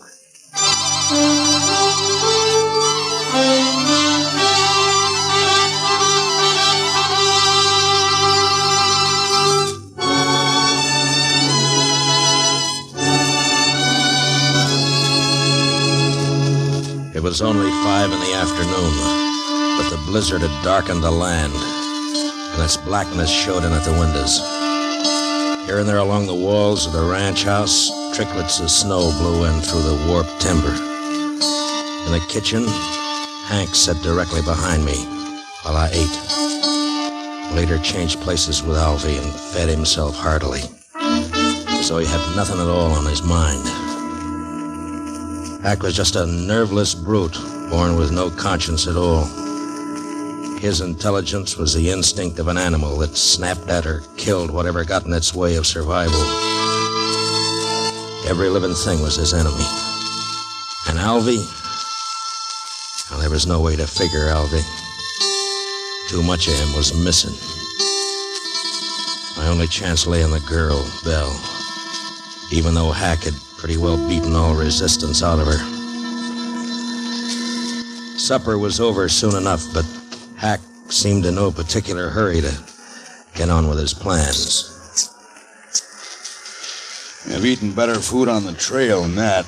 Can't blame me for it. Get it cleaned up, Belle. You can talk your head off when you're outside alone, and you're going outside.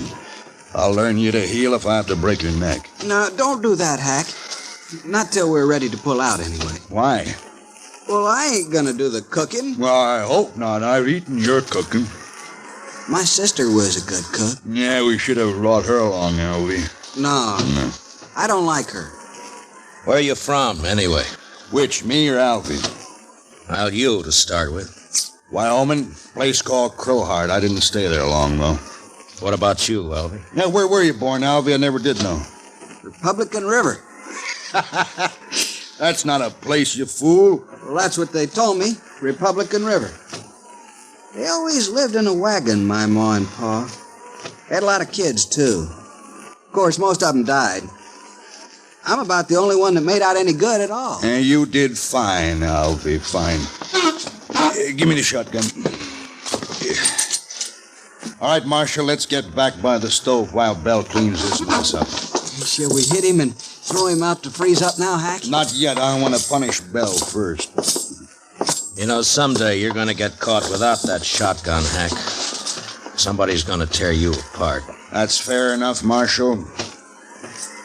Give me a fair chance at you then, huh? Bare-handed? No. Oh, you're bigger than I am, Hack. Might be fun for you. I don't know nothing about fun. I ain't gonna kill you because it's fun. Oh, come on, Hack. I want to go to bed. Belle, come out here.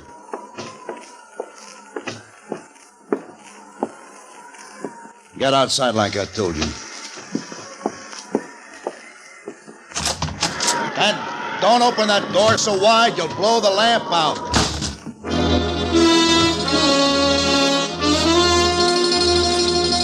Belle had walked through the room and out the door without a glance at any of us. I figured she'd go down to the barn where she'd be all right for a little while anyway.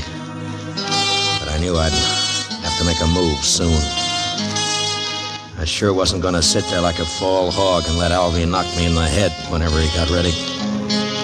But it didn't take much more sense to try to jump Hack in that shotgun and let him blow me all over the place. It was a beggar's choice, and the more I thought about it, the madder I got. Hack, I'm sleepy. I'm gonna hit him and go to bed. You can do what you want after, but I ain't staying up all night. Alvie's got his mind made up, Marshal, I can tell. Just what do you call his mind, Hack?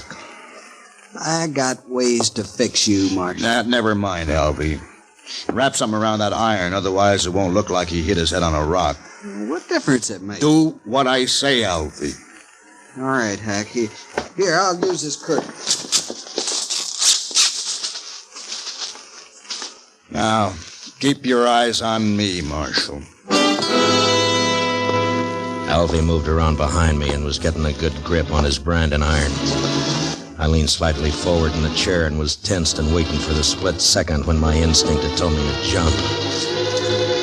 And then suddenly the door was flung wide open and the wind roared in, almost lifting the room as it came. The lamp flared and then went out as I plunged sideways from the chair.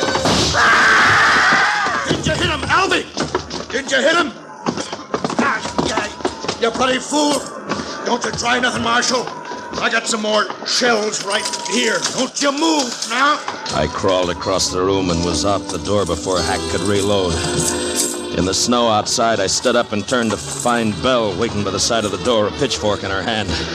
I couldn't see her face very well in the dark, but I could tell she was shaking with cold. I reached out and took the fork from her and then flattened myself against the wall and waited. I was afraid it was you he shot. That was a smart trick, Belle, throwing the door open that way. He shot Alvie, didn't he? Yeah. Good. I think he's found out I'm not in there. What are you going to do? Wait. Marshal! Marshal! I'm going to kill you and the girl both now. I waited, praying he'd come through the door before my hands got too cold to hold the pitchfork. And finally, the barrel of the shotgun appeared, waist high, and began to poke its way around in our direction. It was stupid of him, but a man behind a gun often gets a false sense of power. I let him shove it out 3 or 4 inches, and then I slammed down on it. Then I jumped into the room. Hack tried to club me with a gun, but he missed. And I got in under him with a fork and lifted him off his feet. And he struggled for a moment like a speared fish and then went limp. And I let him fall. One of the prongs had reached his heart.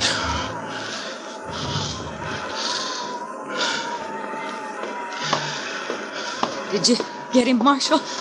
Is he dead? Yeah. Light the lamp.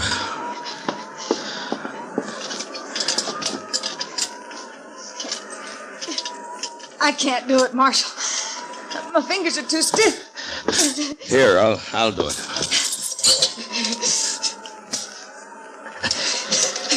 There.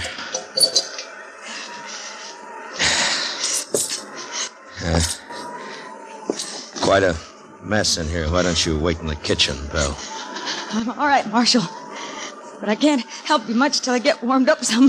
Now then, you stay by the stove, huh? I'll lug these people outside. Thank you, Marshal.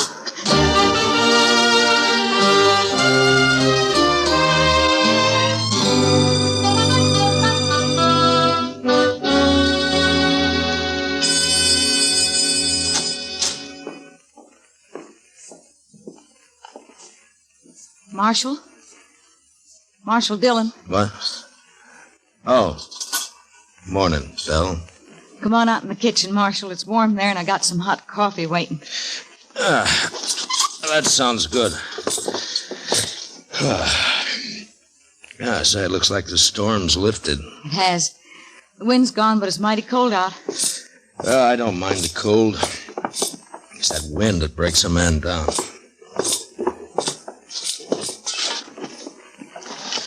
There. Get some of that in you.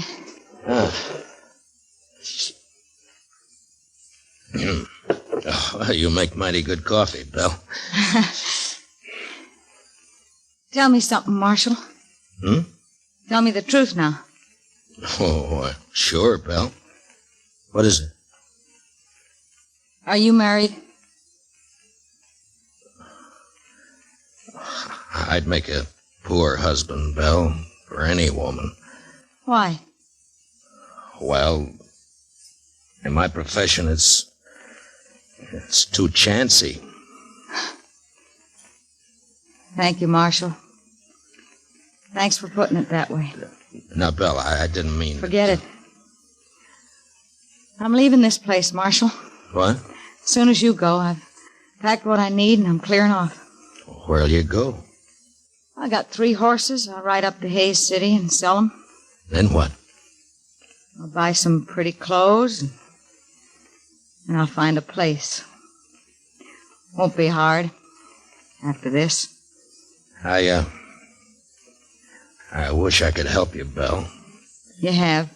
Oh, but I mean... I can take care of myself, Marshal. I just want to get away from here, that's all. Sure. I'll stop at the nearest ranch and tell the men to come over here and take care of Hack and Alvie as soon as it warms up. Whatever you like, Marshal. Well, goodbye, Belle. Goodbye, Marshal. Look me up in Hayes City next time you're there. Sure. Sure I will. But, Belle, don't let all this make you bitter. There are a lot of good men in the world. So they say. So long, Marshal.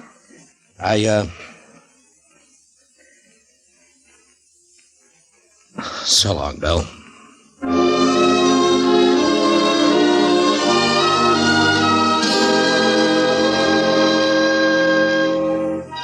A few minutes later, I'd saddled up and was on the trail to Dodge. The sky was low and a slate gray all over, but there was no wind. The blizzard had gone, leaving the land still and white and bitter cold. There wasn't a sign of life anywhere. It was like riding through a vast tomb. I found myself feeling like a trespasser, as though something had gone wrong, and I wasn't supposed to be there at all.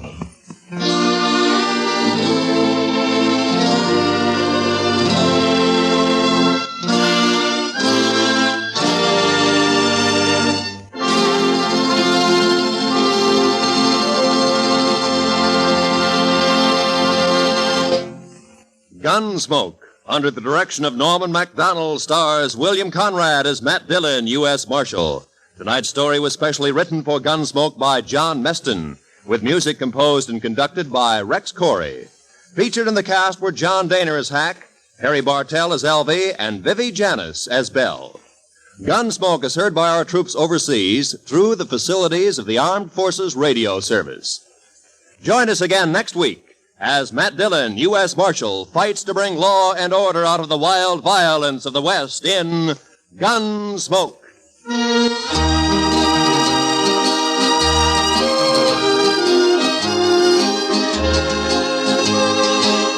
Starts this Monday, a new run for Road of Life, returning to CBS Radio to join the rest of your daytime listening favorites at the Star's address.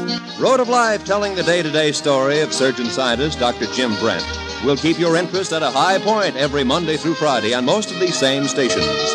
Remember, starting this coming Monday, Road of Life in its 16th year will be heard again on CBS Radio. Roy Rowan speaking. America now listens to 105 million radio sets and listens most to the CBS Radio Network.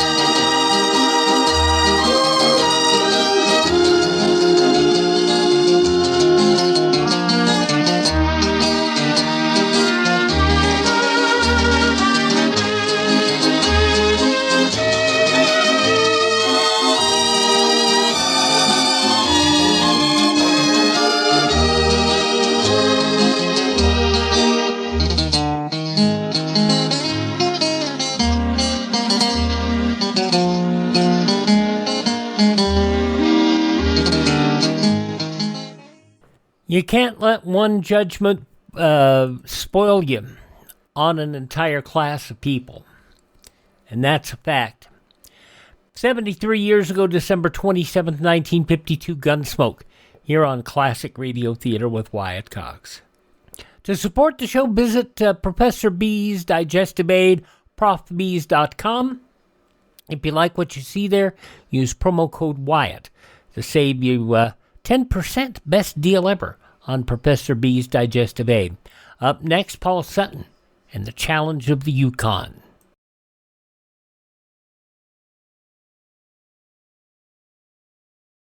This is Dennis James. Civil defense preparedness is important to all of us living in today's nuclear age. For information on what you can do to protect your home and family, here is a message from Leo A. Hoig, Director of the Office of Civil and Defense Mobilization. After an enemy attack on this country, even if your city is not bombed, the radioactive fallout may be so intense that you will have to remain inside your shelter for 2 weeks. Therefore, your shelter should be stocked with a 2-week supply of food, water, and other essential items. Choose foods that will provide a well-balanced diet.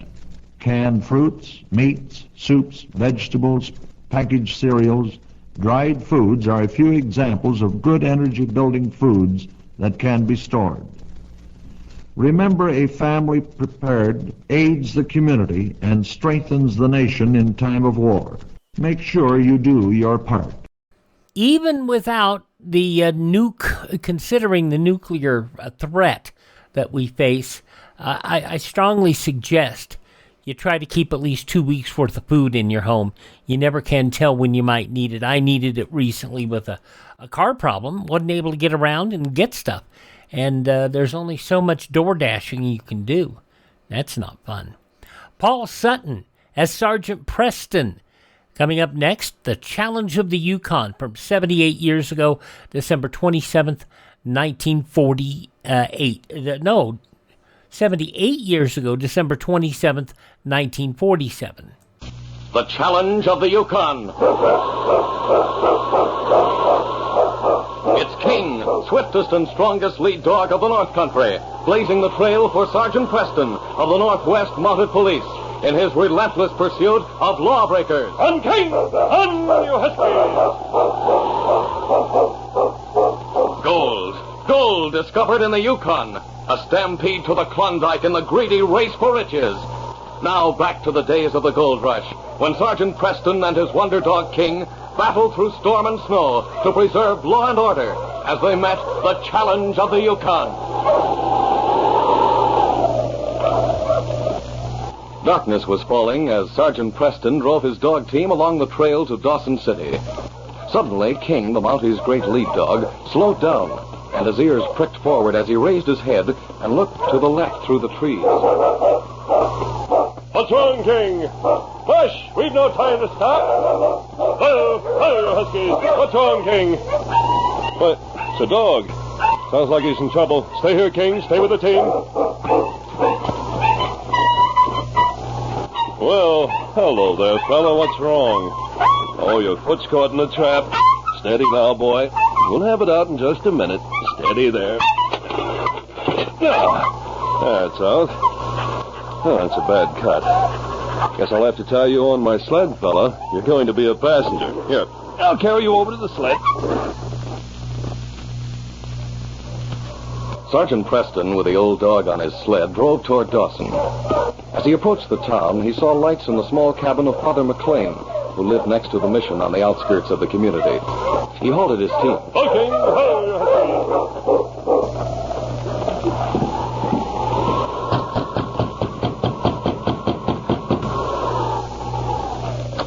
Good evening, Father McLain. Why, hello, Sergeant. Come in, come in. Father, I have a dog on my sled. He was caught in a trap. His foot's badly injured, and I don't want to let him suffer any longer than necessary. It's painful for him to ride over this rough trail. Well, bring him right in here, Sergeant. We'll put him beside the fire, and I can help you with him. Thanks, Father. I knew that's what you'd say. Can you carry him along? Yes, he's not very heavy. Come on, old fella. We're going in here. You stay here with the team, King. Easy now. Here's an old blanket. I'll put it here beside the fire. There you are, fella. I'll bring the lamp over so we can get a better look at him. Hold still, boy. Let's have a look at that foot. Yes, here we are. Well, you've licked it pretty clean, haven't you? Looks as if he'll lose a couple of toes. Yes, I'm afraid so. He'll be able to use this paw, though, I think. I have a bad limp. He's quite an old dog, isn't he? Yes, and very gentle. He's part shepherd. Poor fella. Why don't you let him stay here with me, Sergeant? Would you like to keep him, Father? Yes. He'll be a nice pet, won't you, Shep? Well, he's wagging his tail. Maybe that's his name. I'll get him some food. I had some venison left over from supper. Well, Shep, you're a lucky dog. If Father McLain's going to adopt you, you'll have a good home. Here's some food. There you are, boy. You know, Father, I think all he needs is food and good care. He'll be all right now. Oh, have a cup of tea with me, Sergeant. It's all ready. Well, thank you, Father. Oh, fine. Sit down at the table while I get it. All right. Shep seems to be resting nicely now, Father. Poor fella, he was half frozen. Oh, he'll feel much better after a good night's sleep.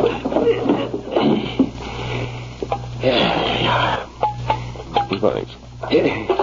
Sergeant, I wanted to talk to you about Pete Ames' nephew. Young Bob, you mean? Yes. Pete came to talk to me about him yesterday. He's quite a problem, I take it. Yes, he is, Father. I've had lots of trouble with Bob. He drinks and gambles, keeps bad company, and gets into fights. I've tried to be easy on him because of his uncle. Pete's a fine man. Pete is one of my closest friends. I thought perhaps you and I could do something with young Bob. Probably talk to him and get him to make a man of himself. I know that he keeps bad company and is very hard to handle. The subject of the conversation, young Bob Ames, was sitting in the back room of the Gold Nugget Cafe talking to Nick Ransom, a swarthy man with an ugly scar that cut down from his eye to the top of his whiskers. Bob's sallow face looked frightened, and he bit the lower lip of his weak mouth nervously. I tell you, Nick, I can't pay you yet. I haven't got the money. Listen, you little punk. I know you have the richest uncle in Dawson. You told me that yourself when you started the game with me. But I can't get the money from him. The last time he paid a debt for me, he said he'd never do it again. I even had to promise him I'd stop gambling to get him to pay it. Then you didn't have any business gambling with me. Listen, nobody welches on Nick Ransom. But, Nick, I didn't say I wasn't going to pay you. Honest, I'm not welching. I'll get the money somehow. Honest, Nick. Just give me time. I gave you 2 weeks, didn't I? Yeah, but I need a little more.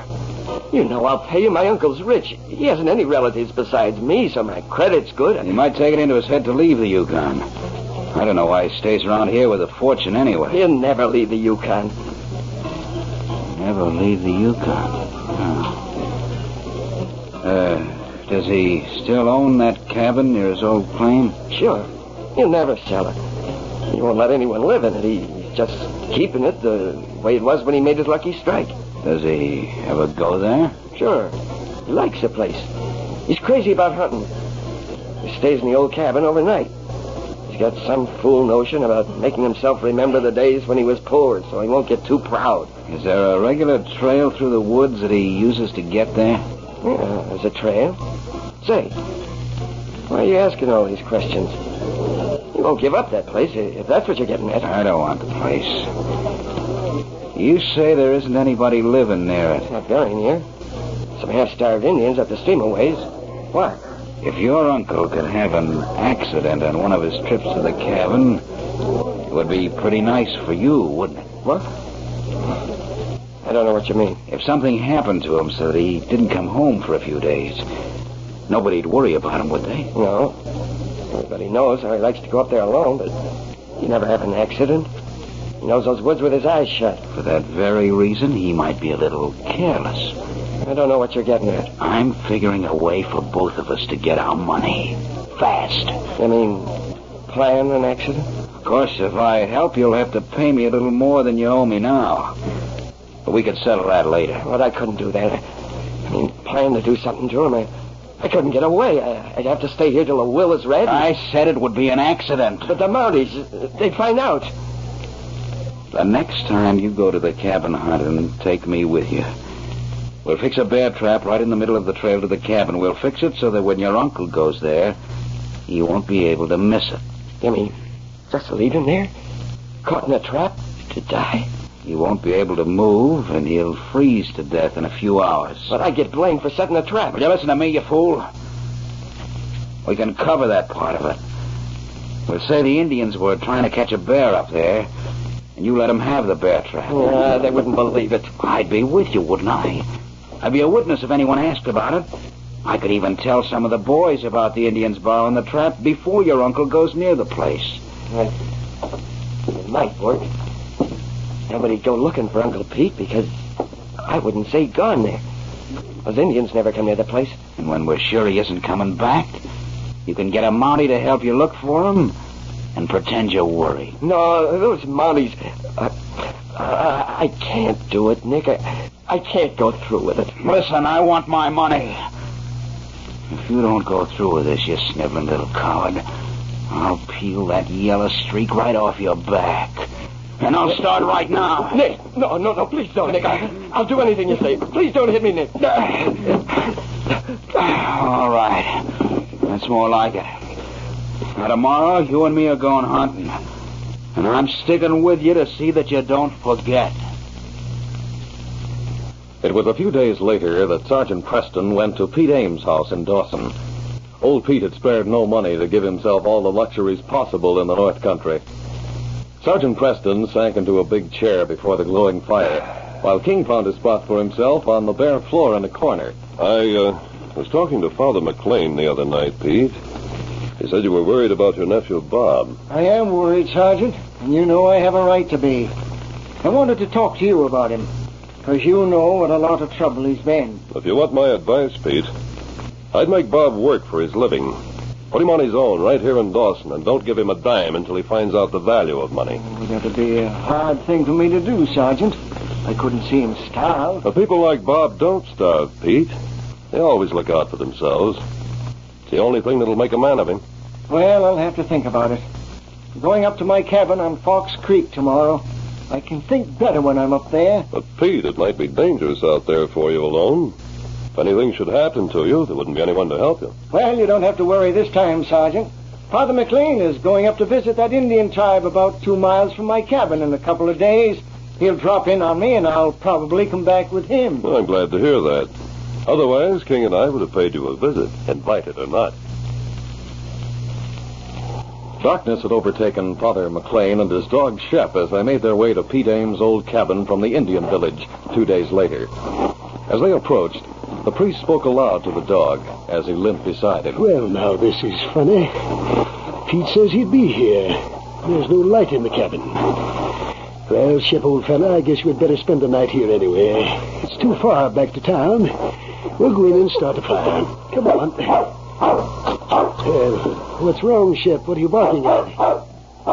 What is it? Did you hear something? Be still, boy. You did hear something. I hear it, too. Someone's in trouble. I'm coming. I'm coming. Pete, is it you? Help me. I know you'll come. Oh, Pete, what's wrong? What happened? My foot. It's caught in a trap. In a trap? But how? Wait, I've got matches here. I've been here for hours. Why, it's a bear trap. It's your leg. Wait, I'll get it out. Now, hang on, man. There, you're free. I'll carry you to the cabin. He's fainted. Heaven help me to bring him back to life the way I did you, Shep. Father McLain had bound up Pete's leg and bent over him anxiously as he forced him to drink a cup of hot broth. Pete, weak with shock and exhaustion, lay on a cot, his face strained and white in the lamplight. Just try and finish this, Pete. Just one more swallow.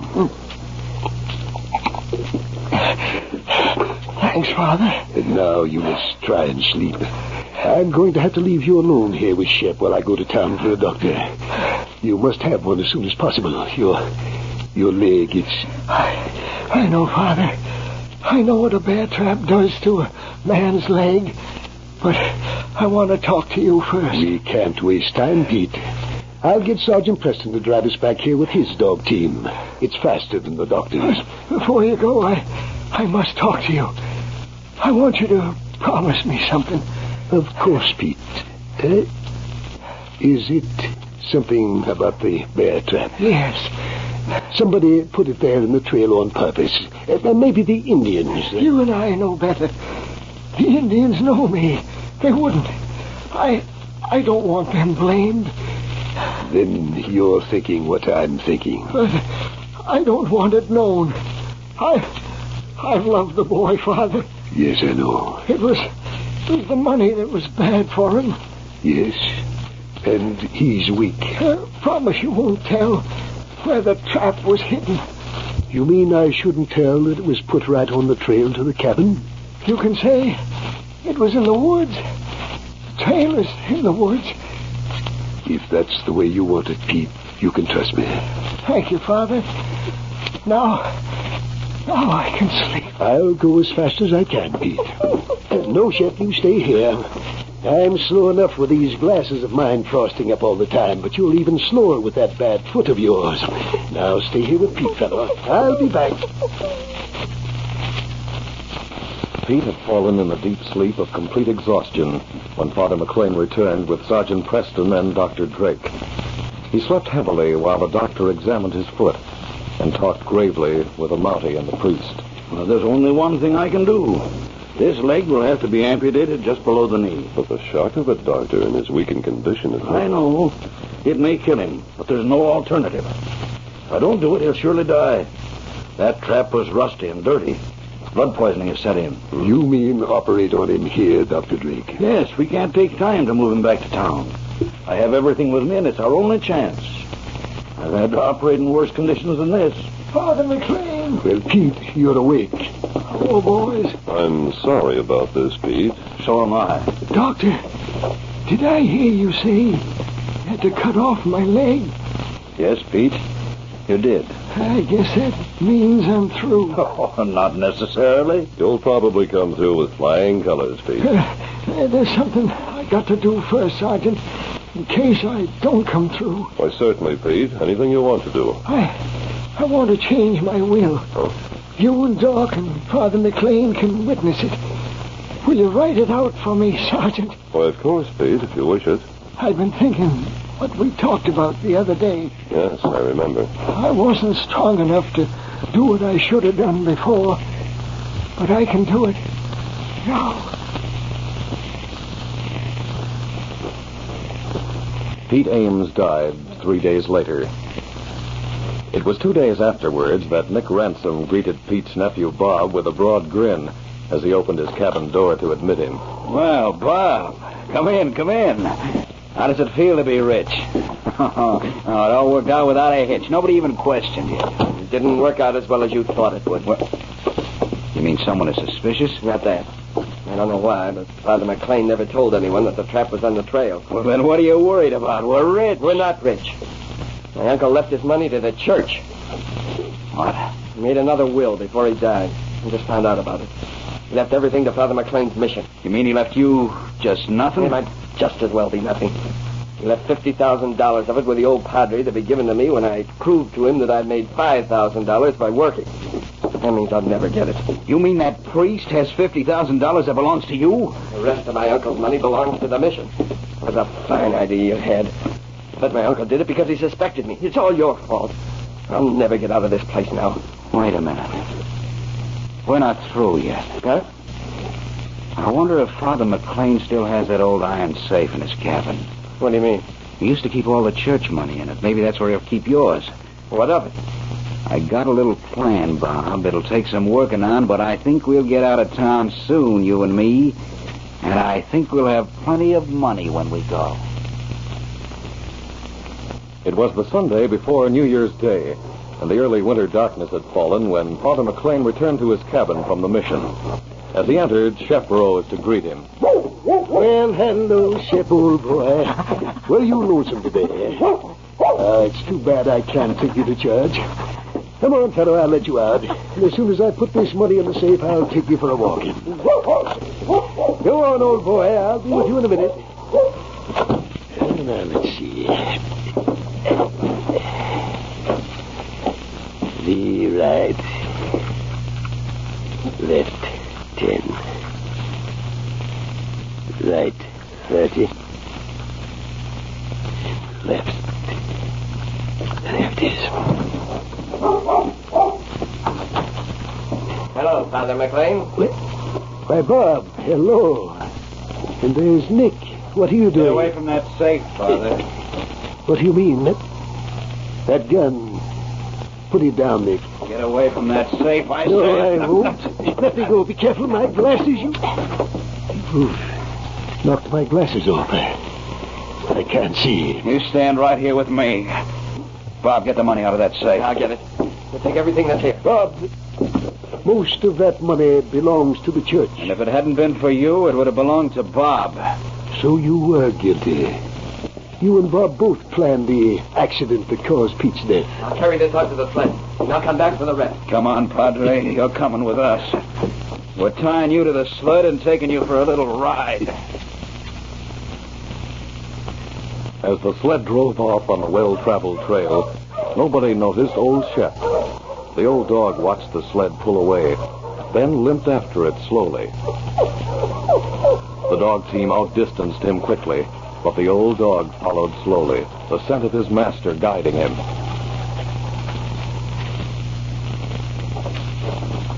Sergeant Preston, with King beside him, had started into the police barracks when he met Corporal Murphy, who was just getting off duty. Hello, Sergeant. Hello. Just the man I'm looking for. You're not on duty, are you? I know I'm not, Corporal. What's on your mind? I saw Father McLain at church this morning, and he asked me over this evening. Huh? He said to bring you if you could come. Said something about planning a New Year's Day dinner. Be glad to go with you. I've got some things I'd like to talk to him about.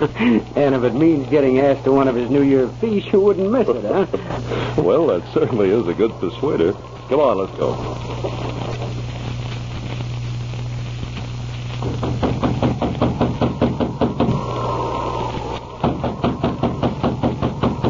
You sure Father McLain said tonight? Why, certainly he did. Let's try the door. It's unlocked. Nobody's here. He probably went out somewhere for a while. Let's go and wait for him. Come on, kid. It's cold in here. I'd better stir up that fire. Good idea. Right. Murphy, look here. What's wrong? These are Father McLain's glasses. They were here on the floor. One lens is broken. Why, that's funny. He can't see a thing without them. And he'd certainly never go outside if he didn't have them on. Maybe he has another pair. Well, even so, he wouldn't leave these on the floor for somebody to step on. And if he's in trouble. Now, the room isn't messed up. Or the safe is shut. Wait. It was shut all right, but whoever shut it forgot to turn the knob. It's not locked. Corporal, Father McLain's been robbed. Robbed? But where's he? We'd have met him if he'd come to town for help. I wonder where Shep is. Shep? His dog. He won't let Father McLain out of his sight. Murphy, bring that lad in. We'll see if we can find any tracks. That trail is used by so many people, Sergeant, you couldn't tell one track from another. I can tell Shep's tracks. He has a crooked front foot. Shine that lantern over here, Corporal. All right. Those are your dog's tracks. Yes, but look at these over here. They belong to Shep. See that crooked foot? Yeah. And they lead away from town, the other way. Corporal, I'm going to follow these tracks. I'll go with you, sir. No, I've thought of something better. You go back to town and get my dog team and supplies. I'll take King and follow this trail. You'll catch up with me, I'm sure. Hurry now, Corporal. We can't lose any time. Many miles ahead of Sergeant Preston and King, Nick and Bob had turned off the main trail and were headed for the hills. Father McLain was tied securely to the sled. A bright moon was rising and lighted up the plain before them. How much farther do we have to go before we get rid of Father McLain? I'm tired. I'd like to ride in the sled a while myself. We'll wait till we get back in the hills where he can't possibly find his way back. I'm afraid of letting him just wander around loose like that. Someone's liable to find him. Nobody's going to start looking for him for a day or so. He's as blind as a bat without his glasses, with no wood to burn and no food. He'll be frozen by morning. When they do find his body, they'll think he lost his glasses and got off the trail or something. I hope they'll think he tried to get away with the church money. If he's found shot or murdered, they'll put the Mounties on the case right away. This way's better. Hope nobody can follow our trail from his cabin. Quit worrying, will you? They can't follow it when they don't know who did it. Anyway, everybody uses that trail out of Dawson. They sure can't pick ours out of all the rest. But Nick and Bob didn't know that their trail was being marked clearly. Marked by an old dog that limped slowly and painfully after his master. King had no trouble finding the trail in the darkness, and by the time Corporal Murphy had caught up to them with a dog team, the moon had risen, and Shep's tracks were easy to see. It was hours later that deep in the hills they saw a small campfire. As they approached, they saw the figure of the priest and the old dog huddled together beside it. Father McLain, hooking. How you, husband? Sergeant Preston. I heard the dog team. I prayed it might be you. Are you all right, Doctor? Oh, yes, I'm cooled, of course. I had some matches in my pocket, but I had no glasses and couldn't find much wood. Shep kept me warm. Put this fur robe around you, Father. Who did this? It was Bob and Nick Ransom. Oh. They've gone off with the gold. I'll build this fire up. Bob Ames and Nick Ransom. They've probably headed for the border. That's where they were going, Sergeant. I heard them talking. How did you find me? We found your broken glasses and then followed Shep's tracks. Poor fellow. He was ready to drop when he found me. He dragged himself to me, his poor foot all torn and bleeding. Father, I'm going to send you and Shep back to town on my sled with Corporal Murphy. Bob and Nick have gone back to the main trail. If I take King, I can take a shortcut through the hills that should save 5 miles. I may be able to catch them before morning if they're headed for the border. Yes, King. No sleep for us tonight. We've got work to do. Bob Ames and Nick Ransom had traveled steadily through the night. Faint streaks of dawn painted the sky as they rounded a bend in the mountain trail that led to the border. Nick halted the team at a spot where a solid cliff of rock dropped dizzily 300 feet below them. Ho there, ho! Glad you finally decided to stop. This is a funny spot to camp. There's no room. We're not camping here. Well, I can't go much farther. I'm too tired. You're not going any farther. What? What do you mean? You're the one they'll be looking for if they ever find the body of that priest and know the money's gone and know that you've skipped town. They won't connect me with it unless you're tagging along behind me. You mean you're not going to take me with you? We're going to separate? We're going to separate, all right. But you're not going to be able to squeal when you're caught. Nick, no. Stay away from me. Nick, no. Don't push me over that cliff. Don't. No. Nick. Ben Ames' terrified scream echoed and re-echoed through the mountains as Sergeant Preston rounded the bend where Nick Ransom stood at the edge of the cliff. As the figure of the Mountie came toward him, Nick rushed to his sled for his rifle. But as he raised it, the gray form of King leaped at him. Get away from me, you cur! Stop him! Take him off! He'll kill me! All right, King. Back, fella. Let him up. Throw him off! Take him away! Get up, Nick. So you were at the bottom of all this, and now you've murdered Bob Ames. I didn't murder him. He fell over the side. He slipped. You're under arrest for murder. I'm taking you back to Dawson. Sergeant Preston and Corporal Murphy were the only guests at Father McLain's New Year's dinner. The three men were solemn as they seated themselves at the table, and Father McLain bowed his head in prayer.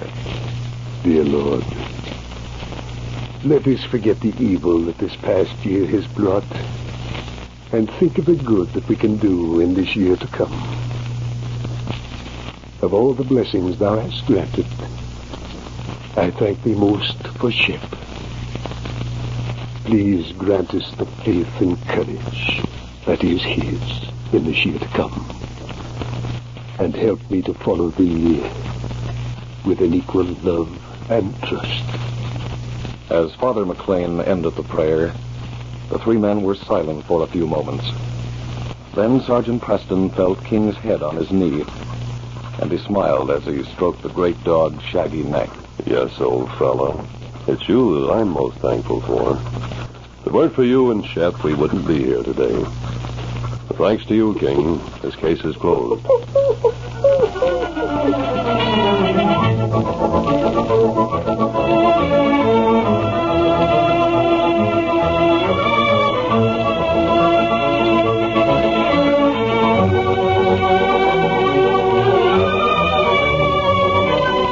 The Challenge of the Yukon, a copyrighted feature, is brought to you each week at this time, and all names and incidents used are fictitious. Listen again next week to another exciting adventure during the days of the gold rush. Fred Foy speaking. This program came to you from Detroit. The ABC program David Harding Counter Spy recently had a dual reason for celebrating. It had just finished its 5th year on the air and had been awarded a citation for outstanding contributions to interfaith understanding and brotherhood. The citation was made by one of the largest religious organizations in the country. A sample Counter Spy script shows that while the entertainment side is kept in the forefront, the program still manages to combine themes of tolerance and good neighborliness as well. Counter Spy stories are so timely that many listeners have accused the writers of having inside tips about news stories. But the writers say there's no crystal ball attached to their typewriter. They just read the newspapers like everyone else.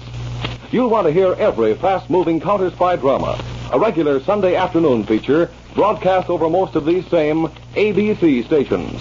Make a date to hear Counter Spy tomorrow. This is ABC, the American Broadcasting Company.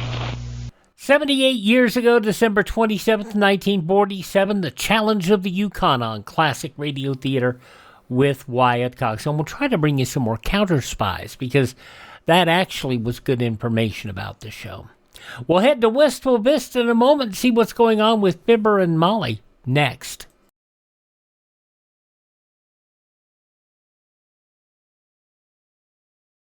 This is Dennis James. Here is Leo A. Hoig, Director of the Office of Civil and Defense Mobilization, who has a message for you about the importance of a home shelter for survival in the nuclear age. Even though tomorrow's weapon delivery systems will travel at fantastic speeds, there will always be time to seek shelter from fallout. The important thing is you must have a shelter ready before attack. An underground shelter will give you excellent protection from fallout. Your basement will offer good protection if windows and walls are properly shielded. To help you build your fallout shelter, the Office of Civil and Defense Mobilization has prepared a detailed publication called Family Fallout Shelter. For your free copy, write to Post Office Box, Home Shelter, Battle Creek, Michigan, or contact your local Civil Defense office. I always enjoy Fibber McGee and Molly. I really do. I also think that the quarter-hour shows at the very tail end, with no studio audience, with no padding, with extra musical numbers and all that, and you just get to the funny stuff, I think those are some of the best shows there were. Granted, you can get more humor out of, when you've got a live studio audience, but I actually just enjoy getting to the meat of the comedy. And that's what we're going to have here, some meaty comedy about turkey. This is Fibber McGee and Molly, 70 years ago, December 27th, 1955. Miles Laboratories, makers of Alka-Seltzer, bring you another visit with Fibber McGee and Molly.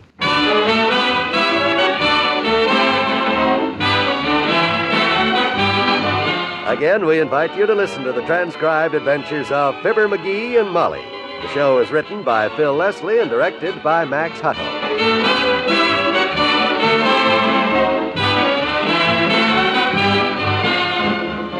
We'll see what's going on in Wistful Vista shortly. This is Eleanor Engel. You know, one of the best things about the holidays, to my mind, is all the wonderful food. The fruit cakes and nuts, the big dinners on Christmas Day and New Year's. But those good foods can mean trouble, because it's just too easy to eat too much. And what can sometimes happen then? You guessed it, acid indigestion. So look, when indigestion troubles you, be wise. Alkalize with Alka-Seltzer. Yes, because gentle, speedy Alka-Seltzer reduces excess stomach acid. It relieves that stuffy, too full feeling and settles your upset stomach in mighty short order. It's a fact, ladies. There's just nothing quite like Alka-Seltzer. Check your supply tonight. Remember, when your tablets get down to 4, that's the time to buy some more. Some more Alka-Seltzer at the drugstore. It's the favorite of so many, for relief that does so much. Alka-Seltzer.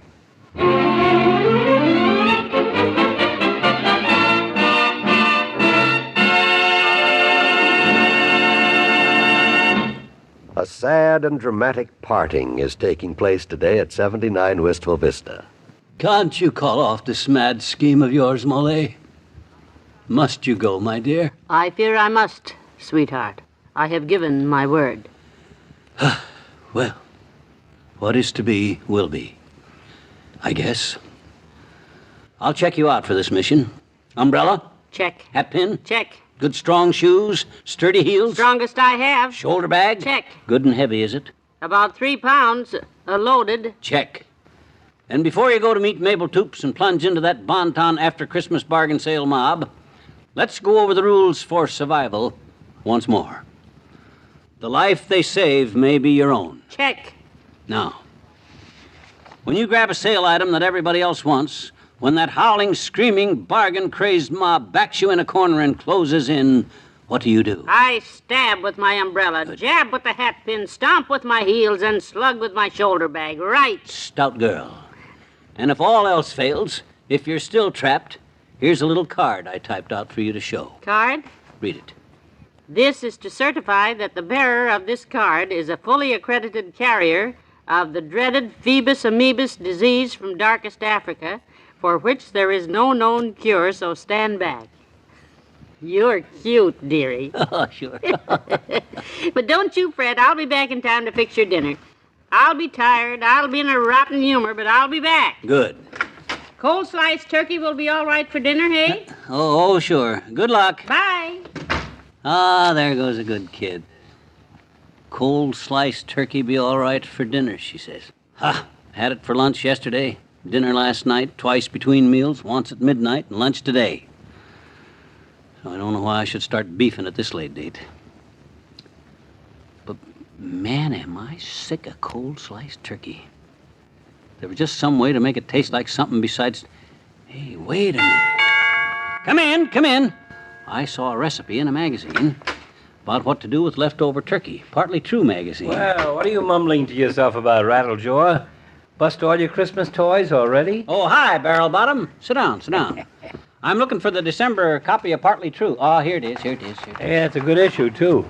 Did you see the cartoon about Yeah. Here it is. Exotic holiday cookery. Favorite recipes of famous gourmets. Huh? Mm-hmm. Just look at this, Doc. Don't that look good? Favorite dish of the Maharaja of Putney. See that? Yeah. Those Maharajas really know how to pick 'em, don't they? Not her. This page here. Oh. It's a recipe for using leftover turkey. Here's a picture of it just come out of the oven. Just look at that baking dish full of that delicious golden brown stuff. It does look good, all right. Turkey Maharaja, it's called. Yep.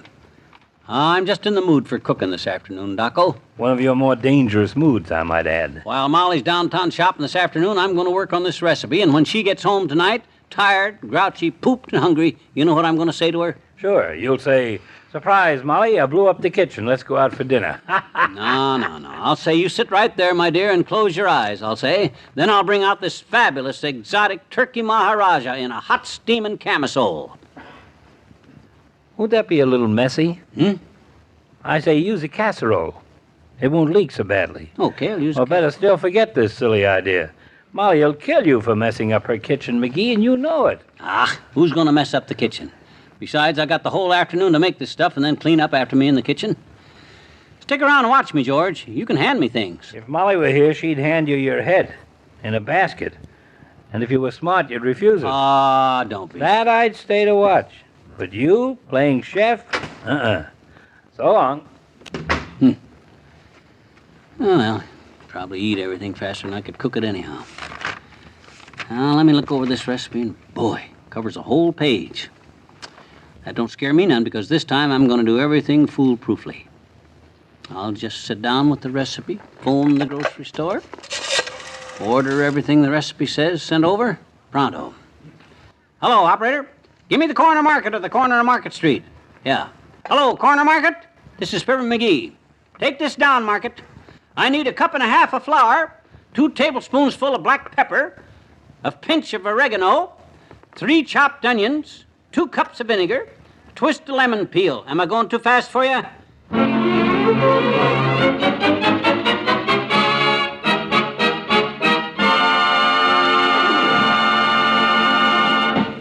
In just a moment, we'll try to straighten out the McGees. Most of us like to have fun, I'm sure. And we all know that fun is good for us. But how about you? Do you always feel up to enjoying your fun? There may be times when you don't feel good, from a headache, perhaps, or an upset stomach, or just from general achiness. Well, believe me, that's the time that Alka-Seltzer can be a real friend in need. Drop 1 or 2 Alka-Seltzer tablets into a glass of water like this. Listen to it fizz. Then drink it. This action in the glass changes Alka-Seltzer tablets into a relief-giving liquid. This is the form your system can use most easily and naturally for relief. Action in the glass supercharges Alka-Seltzer with lively bubbles. This soothing liquid speeds relief. Action in the glass makes Alka-Seltzer easy to absorb immediately. You'll like Alka-Seltzer for refreshing relief. That's speedy Alka-Seltzer, the favorite of so many, for relief that does so much. And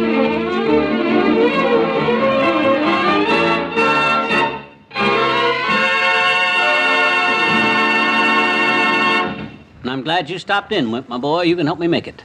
Oh, good. I love to cook, Mr. McGee. Turkey Maharaja. My, that sounds exotic. Yeah. Well, I'm so sick of cold sliced turkey after all the cold sliced turkey we've been eating lately that when I saw this recipe, the old cooking urge hit me again. Mrs. McGee is out for the day, I take it. At the Bonton, shopping. When she gets home tonight, tired and weary, boy, will I have a surprise for her. You see all that stuff lined up along the sink there? Those are the ingredients. Good gracious, all those things? Yep. I thought you were cleaning out the pantry shelves. Nope. What do you want me to do now? You sit right down there with this magazine and read off the recipe to me. Oh. I got the big mixing bowl out here, and so far I got in it 2 cups of flour, a cup of olive oil, 3 tablespoons of paprika, and a dash of bitters. Now, what's it say next? Well, let me see. Says add a pinch of oregano. That's oregano. Oh, sorry. Got it right here. Yeah. Then stir in a half a cup of blackstrap molasses. Molasses, right? Boy, this recipe's sure going to keep that turkey from tasting like turkey. And that's for me, boy. I'm sure it will, all right. This sounds very exotic. Turkey Maharaja. I'd like to be a Maharaja. What's next, Wimp? Come on, what's next? Oh, it says add 1 hard-boiled egg. Egg. What'd I do with that hard-boiled egg? Oh, here it is. Yep. There. 1 hard-boiled egg. Chopped fine, it says. Oh, chopped up, huh? Hand me the big spoon there. I'll fish it out. If the egg has to be chopped, I probably better take the shell off it, too, because it'll be easier to chop the shell off. I got the bay leaves, the brown sugar, and the sweet basil all mixed together. Now, what's it say? It says take the pan in which you have browned the bacon strips, powdered sugar, and bamboo shoots. Oh, yeah. This pan here. And dump it into the main mixture, stirring well. Okay, I hope there's not much more stuff to go in here, because this bowl's about full. Time I get the turkey into it. Oh, you're just about finished, Mr. McGee. Good. The next thing we do is slice a turkey breast into thin slices, it says. That's all done. That was done Christmas. And put it into the mixture. Oh, great. Swell. I'm going to sit down here a minute and relax before I finish it up. Gotta let the oven heat a while anyhow. And for once in my life, nothing went wrong. We put everything in this mixture just like it says. That we did. We were careful. What a happy surprise Molly's going to get when she gets home from shopping. She figured on just sitting down with a platter of bread and jar of mayonnaise and some more cold turkey. Oh, a very bleak prospect. Oh, but boy, when she sees this fabulous turkey Maharaja come out of the oven, golden brown, crisp and delicious. Now, let me see that magazine, will you? I want to double-check everything once more. Oven heat, how long to cook it, everything. Oh, you can't go wrong this time. I'll bet it just tastes... Now, let me see now. Let's see now. Slice the turkey. Thin slices. Oh, here it is, yeah. Put the turkey slices into the mixture, making sure the liquid covers the slices completely. Ooh, it smells good. Mm-hmm. It's all done. Then cover the bowl, place it in a cool spot, and let it marinate for 4 days before... What? 4 days? Let it soak? For 4 days? Oh, no. Let's see. It says... This slow soaking is what gives it the golden brown, crisp, delicious flavor. And if you try to hurry this recipe, the whole thing will taste lousy. Oh, if that ain't... That rat. Every time I try to...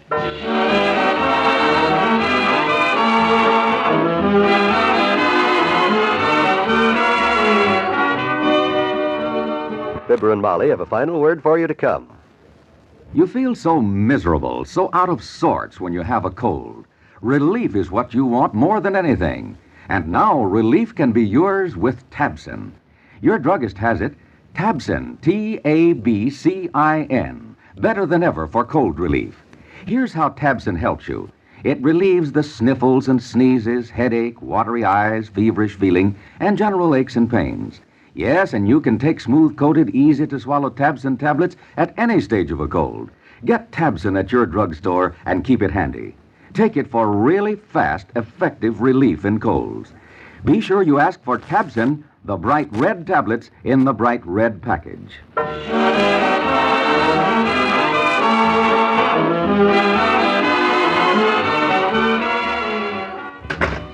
McGee, I'm home.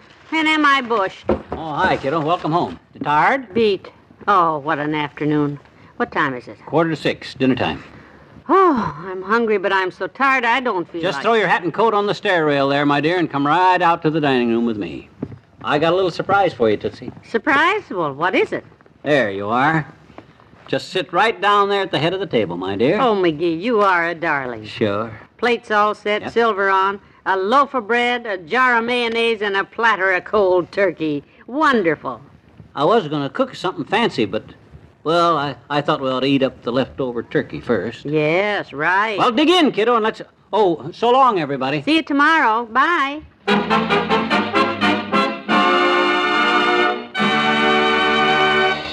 Fibber McGee and Molly Transcribed is brought to you Mondays through Fridays at this time by Miles Laboratories, makers of Alka-Seltzer.